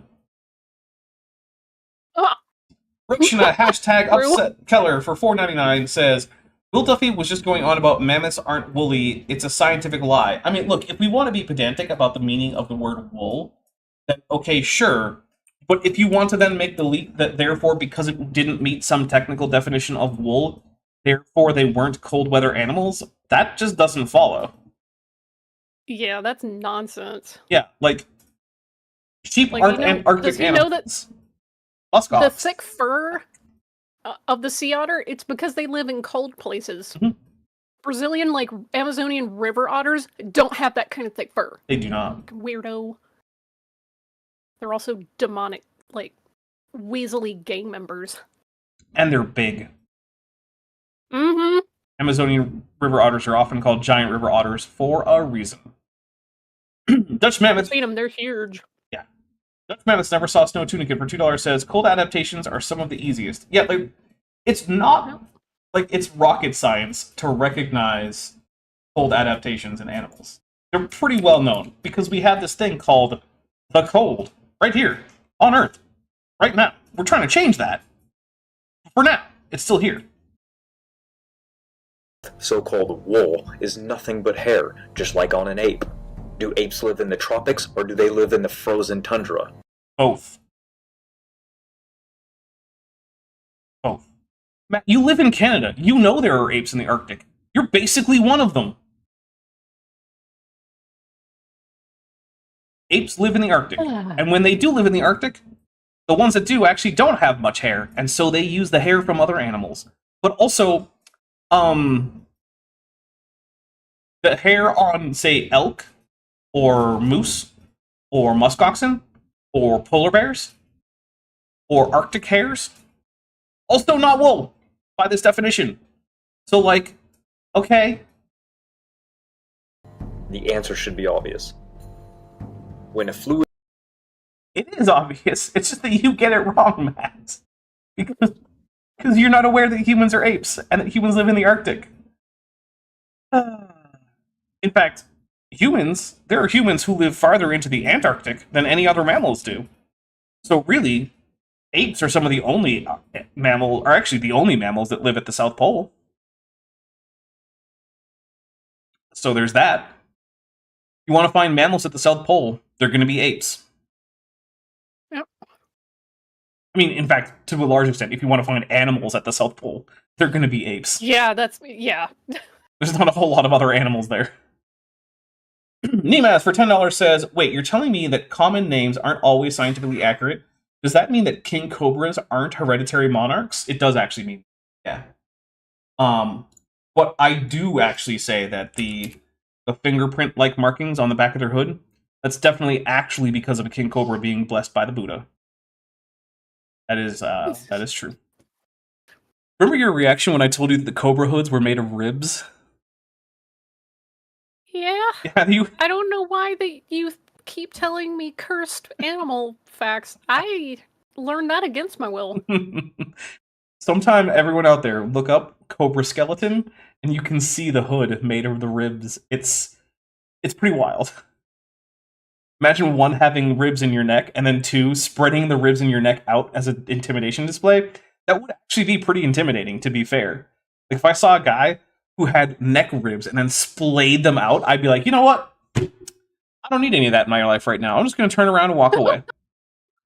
I'm going to Homer Simpson right back into the bushes. Don't need that. It expands. It cools greatly. Any remaining heat. John Hopkins is... Wait, what? This is news for John. Yeah. Congrats, John. I mean, Thylacolion's like, I hate every ape I see, from chimpanzee to chimpanzee. I remember that. Oh, man. I didn't think this was going to turn into the Simpsons episode, but I'm here for it. Oh, John, I'm sorry to have cursed you with this knowledge. You know... Yeah, John's like, what the heck did I just walk into? John, you should read the prologue to the Call of Cthulhu, because it has this whole big thing about how sometimes there are facts that man is not meant to know, and it would be safer if men just stayed in ignorance, and that the one saving grace of humanity is the relative lack of ability to connect various points of knowledge to see the bigger picture. Because I feel like maybe I've imparted to you some of the knowledge that man was just not meant to know. Listen, I have watched the video on Ultra French from Agma Schwa's channel, so I know firsthand that there is knowledge that will drive humans insane. Some of it has been That's created by friend of the channel, Agma Schwa. In fact, my comment's one of the top rated ones on that video. What is your comment? That this video is proof that there's knowledge that can drive a human insane. Yeah. Also, one of the best arguments against the existence of God. No loving God would allow a universe with Ultra French in it to exist. Explain that, Bodhi Hodge. Or Santa, for that matter. Or, oh god. Please don't tell the chat about Santa. Look, I'll just say this. It's another conlang from the Agma Schwa team, and it is exceptionally cursed. It is exceptionally cursed.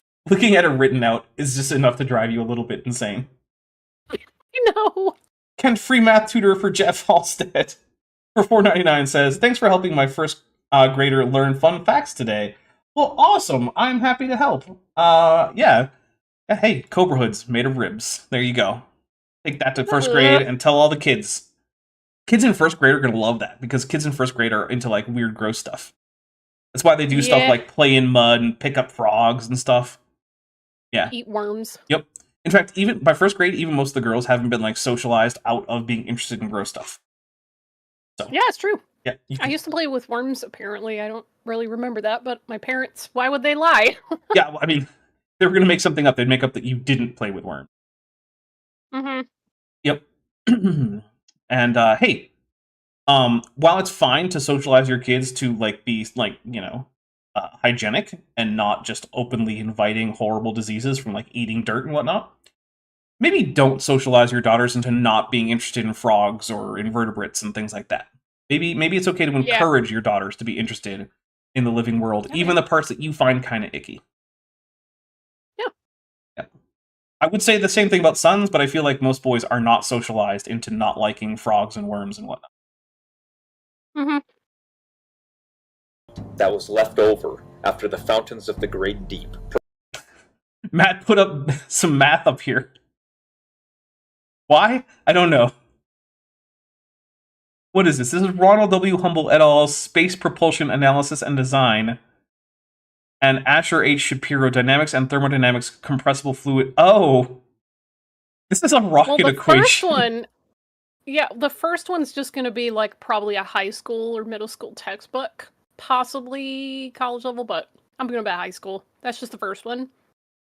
And the second one... Dude... Nah. He's just trying to look smart. Alright, so you know that dumbass tariff equation that ultimately just cancels down to, like, net exports divided by net imports? That the administration claims to have used for their insane, incomprehensible tariff program? You know, it was full of Greek letters, and I think the only reason it had Greek letters in there was because they wanted it to seem arcane and incomprehensible. Yep. It's like, Greek letters don't actually make this more complicated. It just looks kind of fancy. That's it. Also, I think we need more of other alphabets in math. I know Aleph gets a little bit of play from the Hebrew alphabet. Yeah. But let's In fact, get I more. do. Let's get more. Let's get some pay in there, or some sheen or something, right? Let's get some yud. Well, maybe not yud because it's just like a little stroke. Maybe it's not too that tiny. one. Yeah, it's too tiny. Too hard to confuse people. So not that one. But Not like Pegasus cargo cult math. Yes. let's get some nun in there. Right? Nun Yeah, could final. stand for something. Final or just medial, I don't care. Okay. All right. Or Cool. both. Maybe we could have both. Maybe it could be two different symbols. Final nun versus medial nun. Or hey, hell, we could get some Arabic in there. Although in that case I would say all isolated forms. Don't bother with like connected forms or Oh whatever. yeah, no way. All isolated forms. But still, right? Like, who doesn't want to have like a lad in your math? Why not? Projected water. Oh, sorry. Wait. Kent, free math tutor for Jeff Halstead, says, Dapper Dinosaur, I hate to break your heart, but I meant that as a joke. Comparing you correcting Matt on first grader facts is helping my non-existent first grader learn. Oh, well, okay. That's fine. I'm also happy to help kids learn, and I have done that in the past. I don't super recommend most of my live streams for little kids, but like, Yeah, really. I mean, we did spend an inordinate amount of time talking about Spike. I'm sorry, Sting. I don't know why I said Spike. Probably because I was having a flashback to the horrors of watching Power Rangers Samurai, which has a character named Spike. Ugh. He's Skull's son, though, and he hangs out with Bulk. Okay. Which, by the way, Bulk being in there is pretty much the only redeeming aspect of the entire two season run, and they almost never actually directly interact with the plot or the Rangers, which is. Anyway, we're not here to talk about the horrors that are Power Ranger Samurai. Into the upper atmosphere and turned it to ice would have been dumped into space because space is the perfect heat sink. Dumped into That- space. Okay. Shanti, have you ever seen the pictures of No. the ISS from like a good distance away? Yeah. And you notice how there are solar panels turned towards the sun, right? Uh-huh. You ever notice how there were these other shiny, kind of coppery colored things that extend from the ISS that are always turned so that like their edge onto the sun, so that as little of their surface area as possible is in direct Mhm. sunlight? You know what those are? Cooling. They're heat sinks. So Heat sinks. the reason the ISS needs gigantic, mostly copper heat sinks is because it turns out that space is actually a really crappy heat sink, and in order to actually make it effective, you need giant-ass plates of copper, one of the most thermally conductive metals out there, to just stick away from your spaceship so they can radiate heat out. Because space is a crappy heat sink.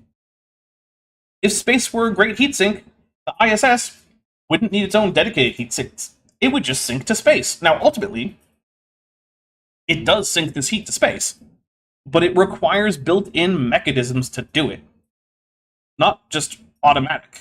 Yeah, the proper term is radiator, the Falcon. So, like, yeah, let's take another drink. Like, we've been to space. We know how space works. It doesn't just suck the heat away. I mean, it's a vacuum, gosh. You know, vacuums suck, of course. So they, kind of don't suck. The great speeds at which the fountains flow. Thanks for clipping your audio, It's so Matt. over dramatic. Yeah. Jeez. I love how there's a little, like, Chinese-looking sailing ship here. Like, Ridiculous. I'm sorry, did the Chinese inherit their ship-making techniques from antediluvians? Is that how this works? I don't know. Obviously. It's the Kuei-jin. Yeah. Mean that there would be little time for heat transfer with the atmosphere as it raced past. Even with some steam formation.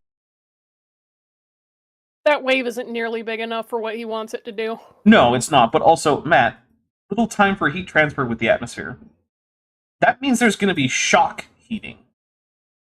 That means that most of your kinetic energy is going to be lost to shock heating. Which means it's still going to be heating up the atmosphere,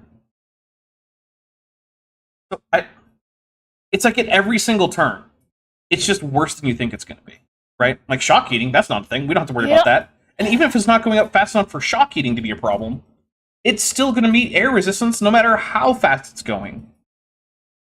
Air resistance isn't just not a thing. It's going to be losing kinetic energy to friction from the air. That's just a thing that's going to happen. Unless Matt has a way to make frictionless water, which I would love to see. Or I guess frictionless air, which would also be interesting. Although, at that point, I don't know. It might be dangerous. Also, Noah was located far away from the mid-Atlantic ridge anyway.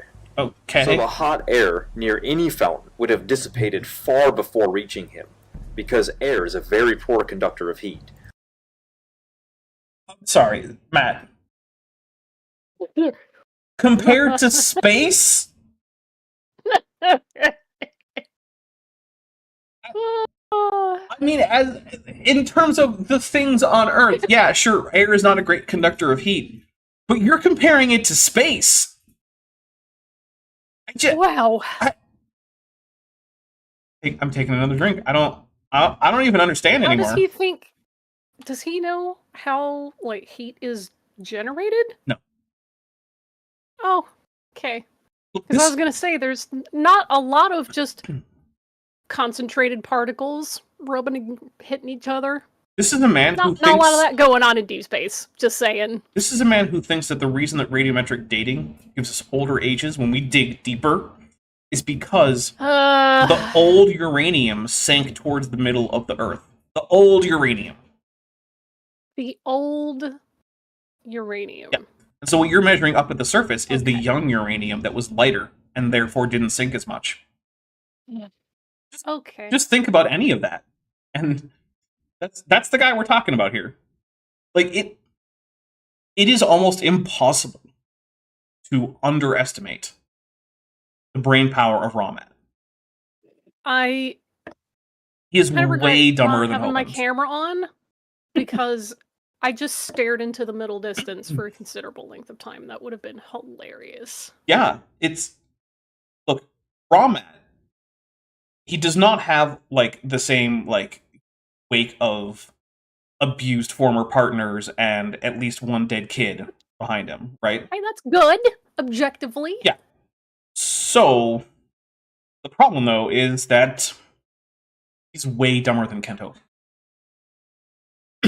Like by a lot. Let me explain. Consider that after you pass Earth's atmosphere, temperature plummets to negative 150 degrees Fahrenheit and lower. So any air that would be beside the fountains that was heated and pulled up with the flow would have a tendency to lose speed, fall away, and radiate any gained heat long before it flowed back down. The upper atmosphere is cold, therefore should flash freeze things, is basically what he's going with. He's going full flurf. Full flurf, right? You know how when flurfs are like, oh, the ionosphere has temperatures of like 500 degrees, so how come, like spaceships don't melt? Like, well, because you don't know how heat transfer works. That's just doing that, but in reverse. Definitely way colder in Death Valley than it is on top of Mount Everest. That's definitely why that's the case. But yeah, Matt's just going full flurf here, where he just fundamentally doesn't understand the difference between heat and temperature transfer. Like heat transfer, sorry, not temperature transfer, right? He doesn't understand that heat transfer isn't heat and it's not temperature, and heat isn't heat transfer and it's not temperature, and temperature isn't heat and it isn't heat transfer. Those are separate things. They're linked, right? Don't get me wrong, because your temperature is going to depend on what your substance is, how dense you are, and how much heat there is in that substance, right? Heat transfer is going to change the temperature of whatever systems are transferring heat around, right? And heat transfer is how this whole heat and temperature stuff changes. So they're linked, but they're separate. Deborah? Yes. Yeah. In the chat, Taylor Thompson says that they just got to the potato part. Their question is, why isn't cauliflower getting the same love? I'm not really into cauliflower. I don't really like it. Look, But Dapper, do you like cauliflower? cauliflower is fine. I don't dislike cauliflower. And I know that people use it in many of the same ways that people use potato. But basically, every time cauliflower is used instead of potato, it would have tasted better had it been a potato that had been used. Now, I get it. The potato is like lower in starch, and people use it for like keto crust pizzas or whatever. Okay, cool. You're trying to make sure that you don't have any starch in your diet or way less starch, and you want to replace potato dishes with similar cauliflower dishes. More power to you. You're never going to convince me. I've tried many of these cauliflower dishes. They are just not as good as potato dishes. Because frankly, starch is delicious.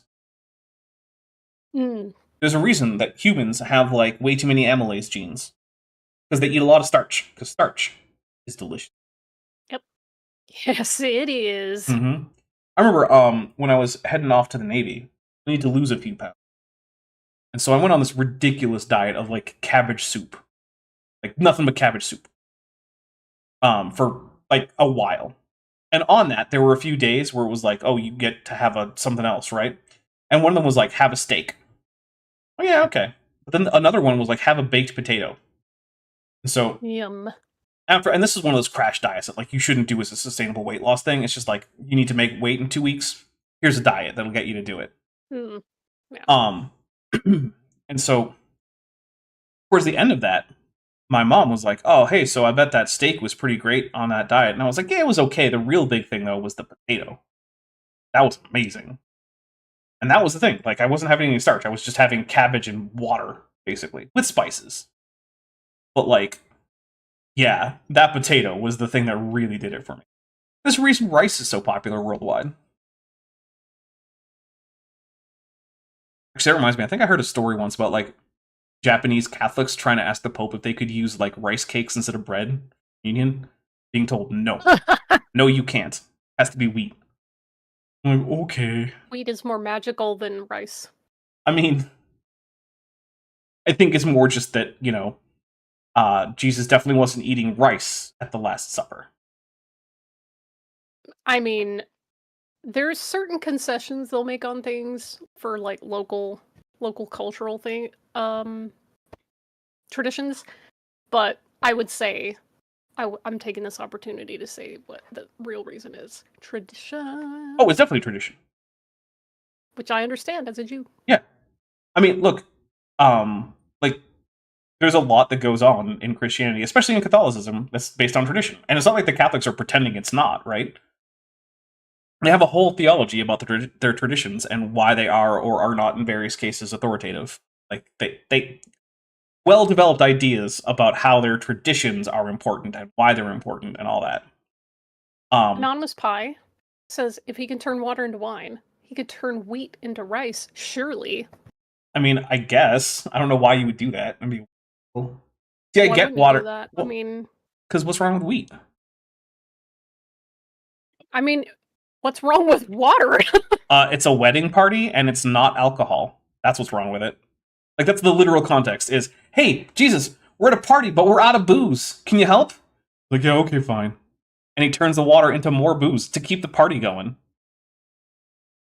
Jesus is canonically a party guy. Well, yes, but it's like, look, there are things that you can't do with wheat.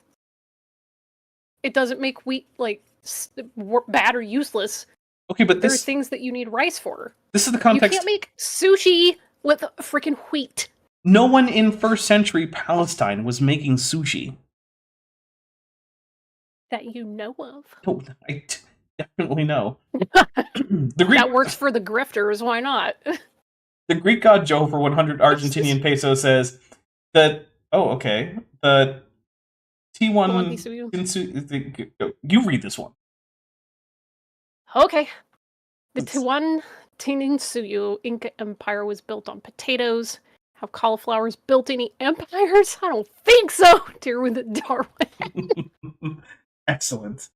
And I'm not aware of any cauliflower-based empires. So, especially not ones that figured out how to keep the books with bits of tied rope. So, yeah. Tupac Amaru is like looking up from the grave going, skill issue. Also, apparently the Kipu have been like partially deciphered now. It's really cool. Oh yeah. I used to follow like the grad student who was like the guy who essentially cracked the code. Nice. Yeah. Look, it's first. I want to say it's not writing. People who are telling you it's writing, it's not writing. It's proto-writing, but it's also very cool because it is a Yeah. completely unique method for doing any kind of proto-writing.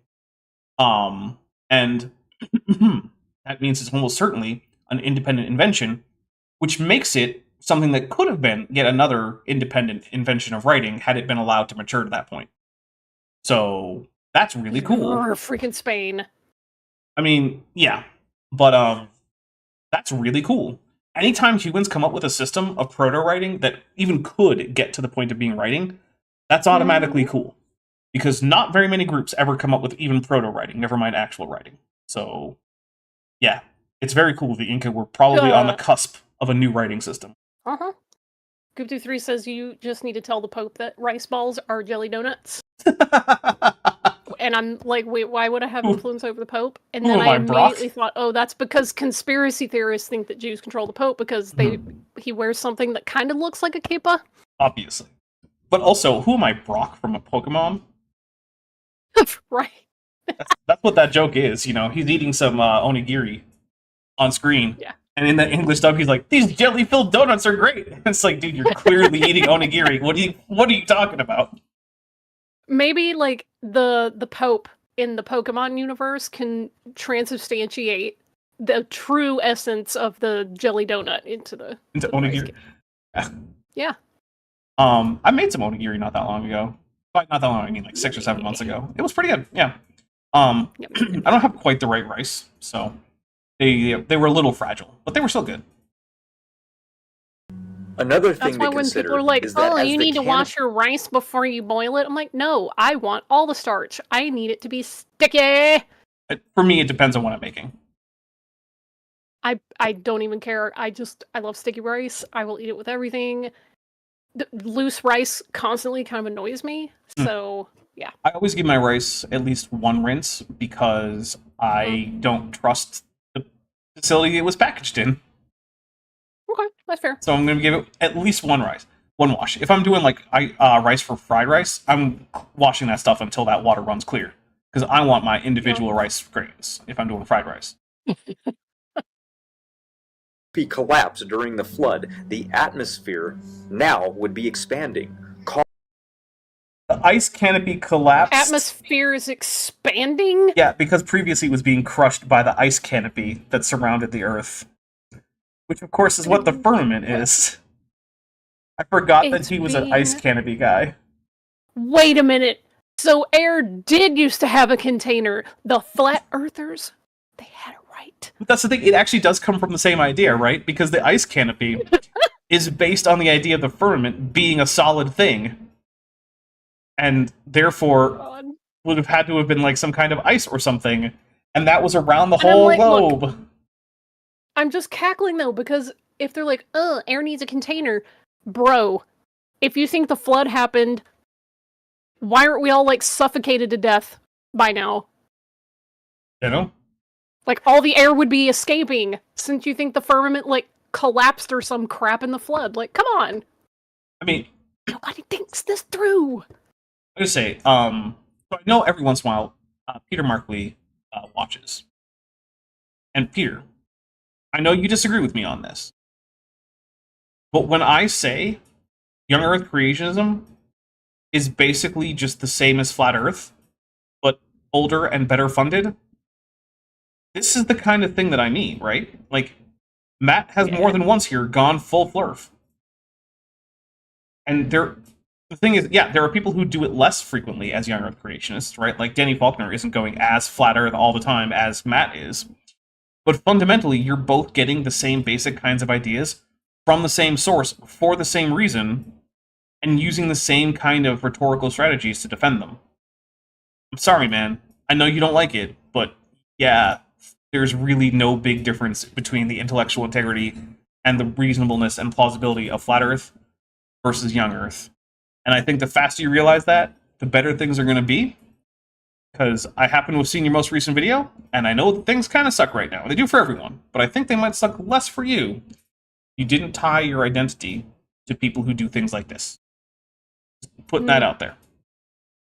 Kent, the free math tutor for Jeff Halstead for $4.99 says, thanks for recommending Satisfactory. Really enjoying it on Steam Deck. Oh, that's awesome. Look, Neat. I'm not sponsored by Satisfactory, but I will say this. There are few games I have as much fun with consistently and can replay as much as I can replay Satisfactory. It has what for me is the perfect mix of like ability to just be creative, problem solving, combat challenges when you want it. Yeah. It's a great game. I am a big fan of Satisfactory, and 1.1 should be coming out here in the next few months. It's already in the experimental branch, so new features. There's going to be end-of-the-line stoppers, so that if you don't have a train station, your trains won't derail at the end of a temporary line if you're, say, manually driving your trains. They're going to add hypertube junctions, 2 different kinds, T and Y junctions. They're adding placeable wall holes for transport belts. They're adding new build modes for pipes, and new build modes for belts. They're adding straight modes for pipes as well as curve modes for both, which will gently angle between 2 different 2 different sections if you put it on curve mode. Snappable blueprints that can snap to pipes and or belts. Lots of cool stuff. Vertical nudging, all sorts of cool stuff coming in 1.1. So, hey, if you're interested in Satisfactory, I don't know, it's a pretty good time to get into it. Causing a cooling worldwide effect, including reduction in air pressure and worldwide rain. Okay, I will give Matt this. If there were a significant worldwide decrease in temperature in the course of, a relatively small period of time, that would most likely result in some cooling at that time. And a lot of that heat would, in fact, get shed to space over the course of, months or so. So, I will take a drink for Matt saying something that actually, if it were true, would actually kind of make sense. So, good job, Matt. Dr. Dinah says, please rate your experience. How satisfied are you with Satisfactory? Very. Yeah. I'm also a big fan of Factorio. That's another, it's like the OG factory builder. So if you guys ever get Factorio, you want someone to, help you set up, hit me up. Olivia Williams, who's been a member for 35 months and is at the Tetchpod level, says, I have this, might as well use it now. Ghidorah. Take a drink for Ghidorah. Thank you very much. Alright, here we go. Holding down a button on a can of hairspray, you can feel the can getting cooler. So expand. Yes, Matt, thank you. Thank you for teaching us about the ideal gas law. Expanding the air would reduce the temperature of the Earth and negate any effects of rising temperature. And also consider the canopy was only 9 miles up. You say for what reason? What verse of the Bible gave you that one? Reasons. Chapter 11. This is like when flat earthers are like, the sun is 30 miles high. It's like, how did you come up with this? Where did this come from? Like, okay. Not 60 where the top of the atmosphere is today. So the numbers that people were throwing around is all moot. Oh, that's where he got it. He got it because that makes his numbers work. Okay. That's... Oh. It's like, objection on what grounds? He's ruining my case.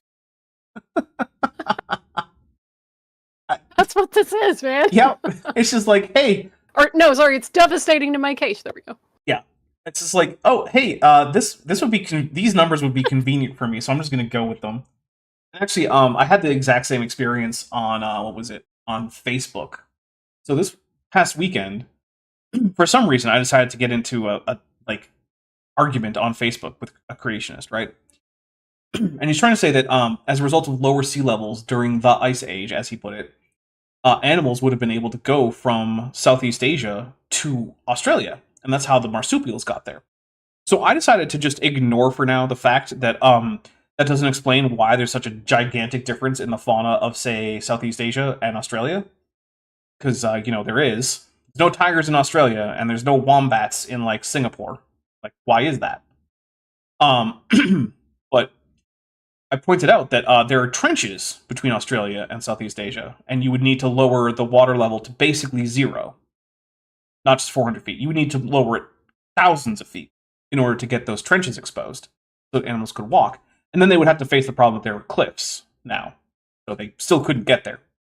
And he decided to say, oh, well, there actually was a land bridge, but it actually got eroded away in a dam break. And I'm like, okay, is there any evidence for this dam break? Do you have any, like, debris, sediment, anything? No. No, he doesn't. But it would be really convenient for him if it were true. So I'm just like, okay, so literally the only reason you have for this is because if it's not true, then you can't see how your other ideas were. That's not a good reason. That's a bad reason. That's a good reason to reassess the entirety of your worldview about the history of the Earth. Because, yeah. He also seemed to suggest that maybe in the past, Australia was actually closer to Asia. I'm like, okay, so it went north, then went south again, and now it's going north again? Do we have any evidence of this? Are there orogenies you can point to in, like, Southeast Asia as a result of Australia slamming into the Asian plate and then retreating back south? Like, what do we have for any of these? He's like, no, it's just, that makes sense. Like, oh, okay, yep, sure. And that's what Matt is doing here. He's like, well, this would make sense for me. It would be useful for my math. Well, just assume that that's true. Matt, that's how you build a hypothesis in the first place, but then you have to test it. And I don't even know how we test this. And the thing is... go ahead. Atomic Squirrel says, oops, suborbital platypus rears its head again. Yep. Yeah, biogeography really is a problem for young Earth creationists, and they just do not have anything that even approaches a reasonable explanation for any of it. Like, not even...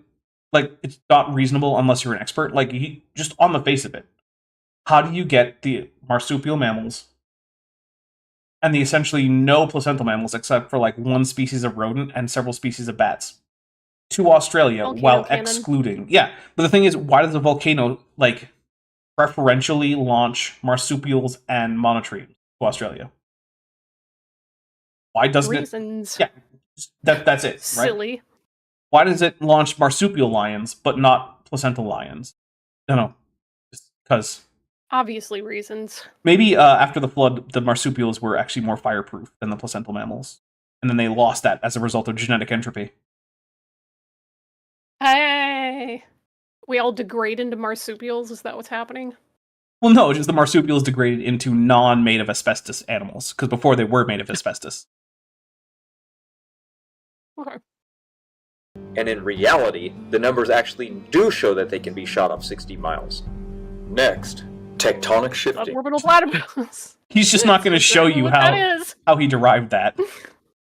No. Cause massive mud-filled tsunamis to speed across deep ocean floors, then on the shallow ocean floors, killing everything in their path. That's so unnecessary. So that is one of the things that he does. Is This is so unnecessary. It seems like when he was making this, he didn't pay attention to when any of his sound effects were going to clip the audio. And so this video is just full of clipping audio for, like, booms and explosions and whatnot. In many cases, in places where you just don't need any audio at all. But, like, Raw Matt loves to clip the audio. I don't know why. To be fair, I don't think he does it so much anymore. And this is one of his oldest videos. So, like, I don't want to pretend that he's worse than he is. I think he's gotten better about it. I don't know if people pointed out to him that, like, that's a thing. But yeah, in this video at least, oh boy, does it get a lot of clipping. The Greek god Jove for 100 Argentinian pesos says, talking to a creationist about plate tectonics, I showed a picture of Earth around the KT boundary. He said it was around 300 years after the flood, meaning Abraham was born underwater.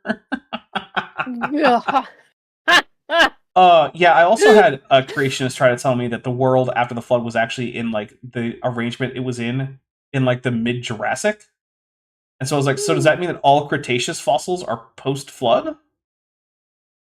And he was like, well, no. Dr. Dino. Sorry, go ahead. Oh, sorry, go ahead. No, well, I was just going to read his comment. Dr. Dino says, like marsupials, volcanoes also eject their progeny at high speed to distract predators. Thus, they feel a kinship and granted them paradise. Nice. Yeah, some marsupials... Praise be to Popocatépetl. Yeah, some marsupials will actually just, like, toss their babies at predators and run away. Yeah. The idea being, like, I can reproduce again. It's more like with the quokka, they just loosen the muscles that are holding the little thing in there. Yeah. It's not that they like throw it, but yeah. I was being poetic. My language. Uno reverse card for once. I get to be pedantic with the animal facts. Yeah, you do. I'm not going to deny it. Also, quokkas are adorable. Mm-hmm. And not scared of people, so don't abuse that if you ever go to Tasmania. Freaking right. They take the best selfies. The first mega sequence wipes out mostly shallow marine habitats. Okay, I'm going to take a drink. We're going to talk about mega sequences. Jeez. Okay. I'm going to need decaliters of some kind of something for this. Okay, so a mega sequence is a creationist term for a cratonic sequence. Because creationists need their own little terms for things. A cratonic sequence is is the sedimentary rock that is the result of a sea transgression. A sea transgression is when large amounts of ocean are on top of continental crust, the interior of a continent. Now, this can happen for a number of reasons. One can be that this continent subsides. Another one can be that the ocean levels are high, and you can also have a combination of them. Now, we know that cratonic sequences are sea transgressions and not flood sediment because they are made of ordinary marine sediments that are not the result of things like tsunamis or floods, which are identifiable as different kinds of turbidite. And so because these mega sequences, which are actually cratonic sequences, are not made of the kind of rock that we can find ways to explain with a flood, and instead are made of rock that just forms the way normal ocean rocks form, we know, until creationists come up with their own sedimentation experiments to the contrary, that these are from long-term sea transgressions, not violent flooding events. And yeah, there's a whole bunch of them. And yeah, they all take up large amounts of area. Because sea transgressions take up a lot of area, kind of definitionally. And one of the things that you'll notice is that creationists only focus on North America. And that's because that's the only place where the sequence of sea transgressions is so well characterized as to be able to be given multiple names for extensive areas of cratonic sequences. That's it. It's literally just that, yeah, North America has a pretty good record of its geology in a way that many places don't.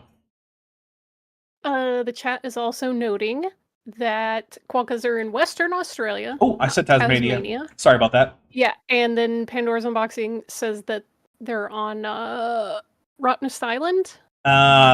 Different island. Stop having so many islands, Australia. You're already an island yourself. Stupid Australia. Yeah. I shouldn't say that, because islands are many... It's too bad that Triceratops isn't in the chat, because I would have been able to make a really banging Omer joke. Island, Sheba Island. And she's not here to even get it.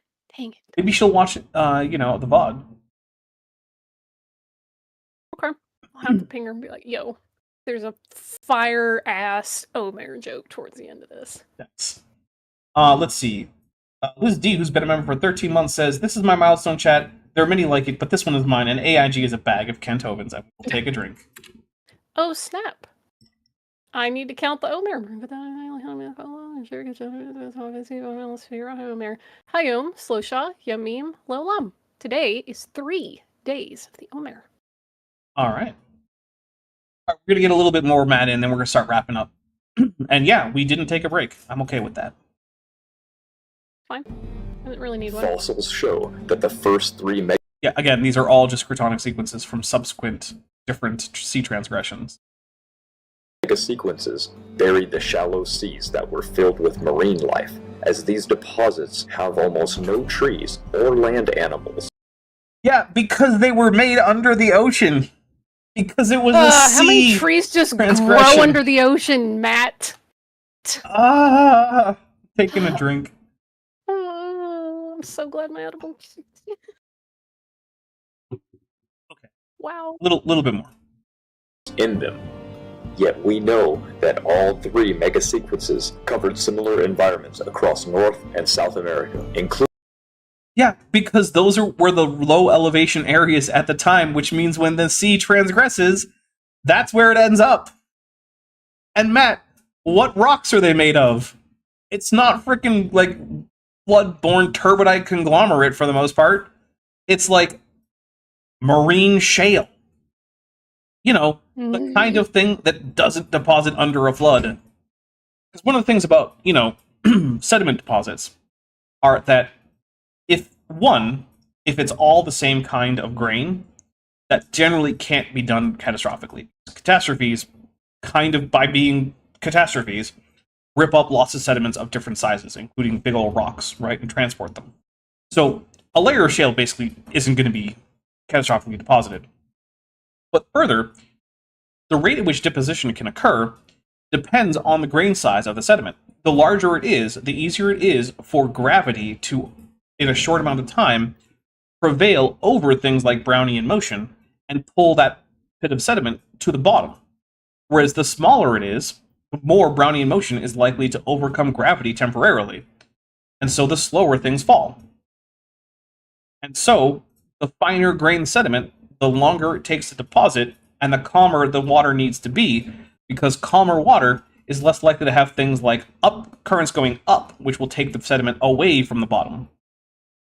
A bunch of chaotic sloshing around water is going to have essentially no deposition of very fine sediment until the very end, which is why catastrophic sediments are usually graded so that you get the biggest bits at the bottom and the finest bits at the top. So if you come across a big old layer of marine shale, like, oh, I don't know, the Bright Angel Shale, part of this earliest cratonic sequence from, like, my goodness, I think it might be Cambrian. Like, it's old, right? And you can find it at the bottom of the Grand Canyon. That can't be from a flood. It's physically impossible. And if you disagree with me, creationists, then I encourage you to get a sedimentation tank, fill it with as much, you know, shale grade sediment as you want, and see how fast you can get it to come out of suspension. I was going to say solution, but it's not solution, it's suspension. There's a difference. Like, have fun. Good luck. I don't think it'll work out well. All right, Vishanti, what do you got coming up that you want people to know about? Oh, goodness. Just trying to continue getting scripting and stuff done amid all the other crazy life stuff, like continuing to job hunt. Yeah. It's exhausting and demoralizing. It really is, especially now that we're in, like, a new depression. That's fun.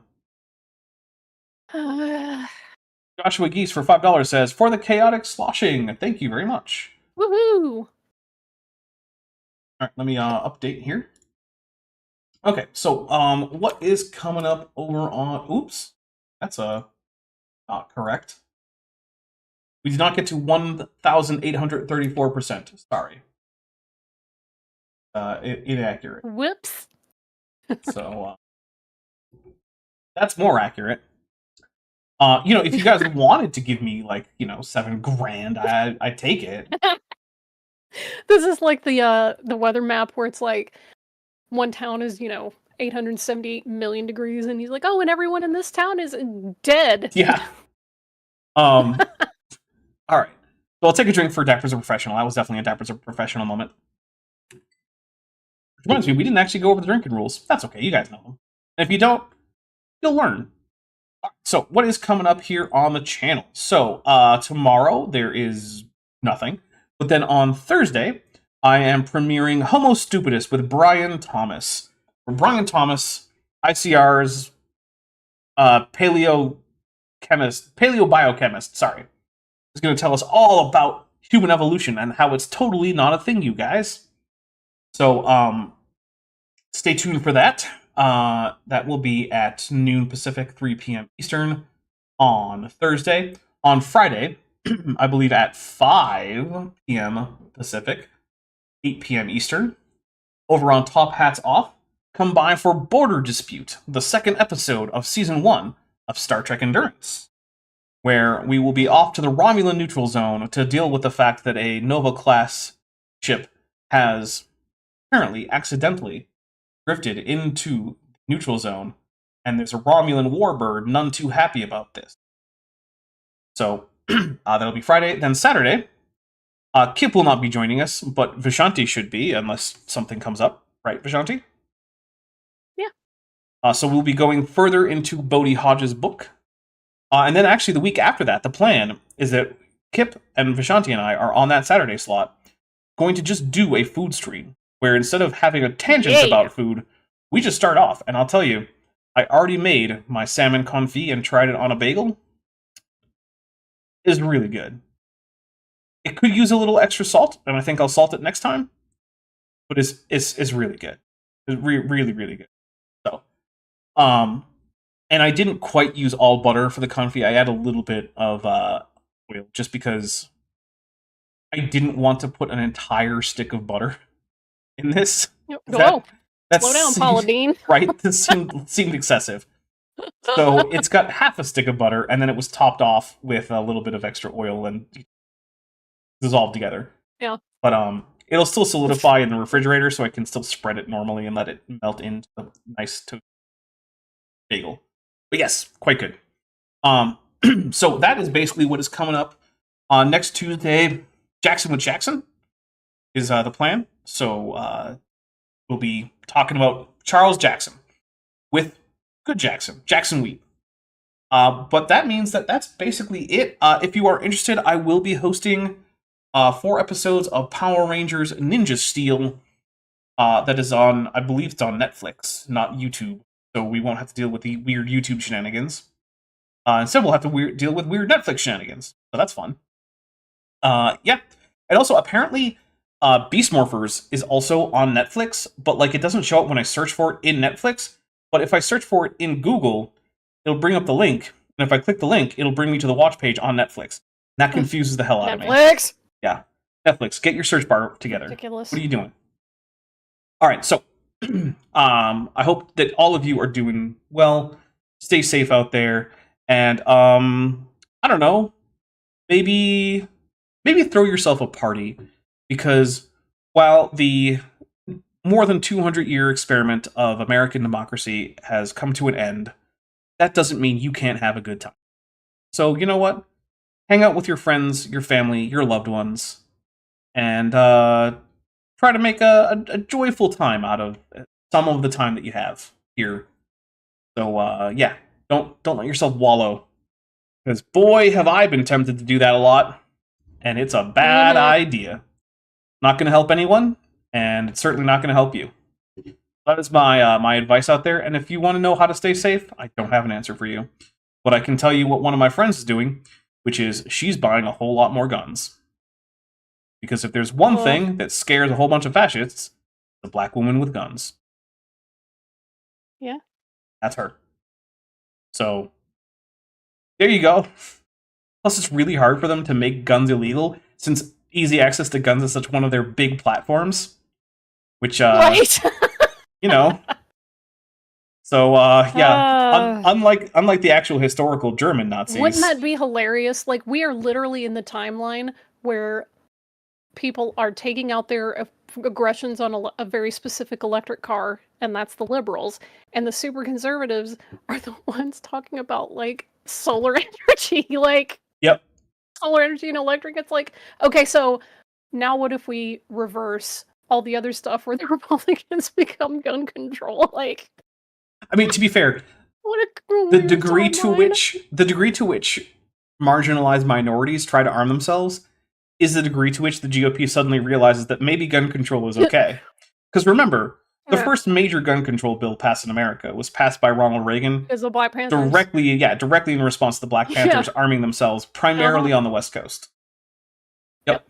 So, nothing turns a Republican into a gun control advocate faster than, say, black people or queer people who are heavily armed and ready to defend themselves. Yeah, I mean, Don Giovanni's like, I don't think that would stop them from trying to do it, but absolutely not. Absolutely not. Make them work for it. Look, take a leaf out of the GOP playbook. The Second Amendment is there to help defend you in case there's tyranny. It's in the Declaration of Independence. Yep. So Wes Payne for $3 says end of democracy gun/party fund. Thank you. I will try to make sure to spend this only on end of democracy gun parties. Which I don't actually own a gun. I have reasons for not wanting a gun.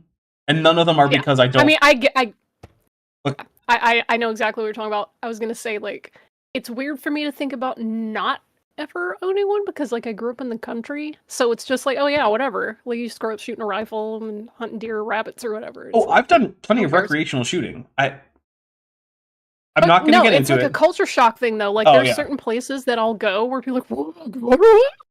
Yeah, look, I have... Just like, oh, I am in favor overall of there being some allowance for personal gun ownership. I have reasons why I personally don't think it's a good idea for me to have a gun. Personally. Yeah. Me. This guy. Other people, that's different. You have different lives. You have different purposes for your guns. And that's great. And we're going to get out of here before I say something that'll get me arrested. Bye, everybody! Hey, before you leave, I just want to take a second to thank my patrons and channel members, especially those pledging $20 or above. Van Tovend, Furgevara, Tapioca Weasel, Whispers, Max Cherry, North Texas Fossils, John Ackerman, Strawberry Vein, Dr. Tapioca Weasel, Elleron Teller, Ian Chen, Kelvin Brostig von Mennen, Landon Knoll, Mabbity Babbity, Sphincter of Doom, and Volus. It's because of my channel members and patrons whom you're seeing on screen that this channel can stay afloat. Without you, it would all shut down. If you want to join the team, there's a link to join the channel below this video, and there's a link to join the Patreon in the description. On the Patreon, you can get a 10% discount for pledging annually, and either way, you get early access to virtually all of my scripted videos, often 3 to 5 months before they come out for the general public. Thanks for watching.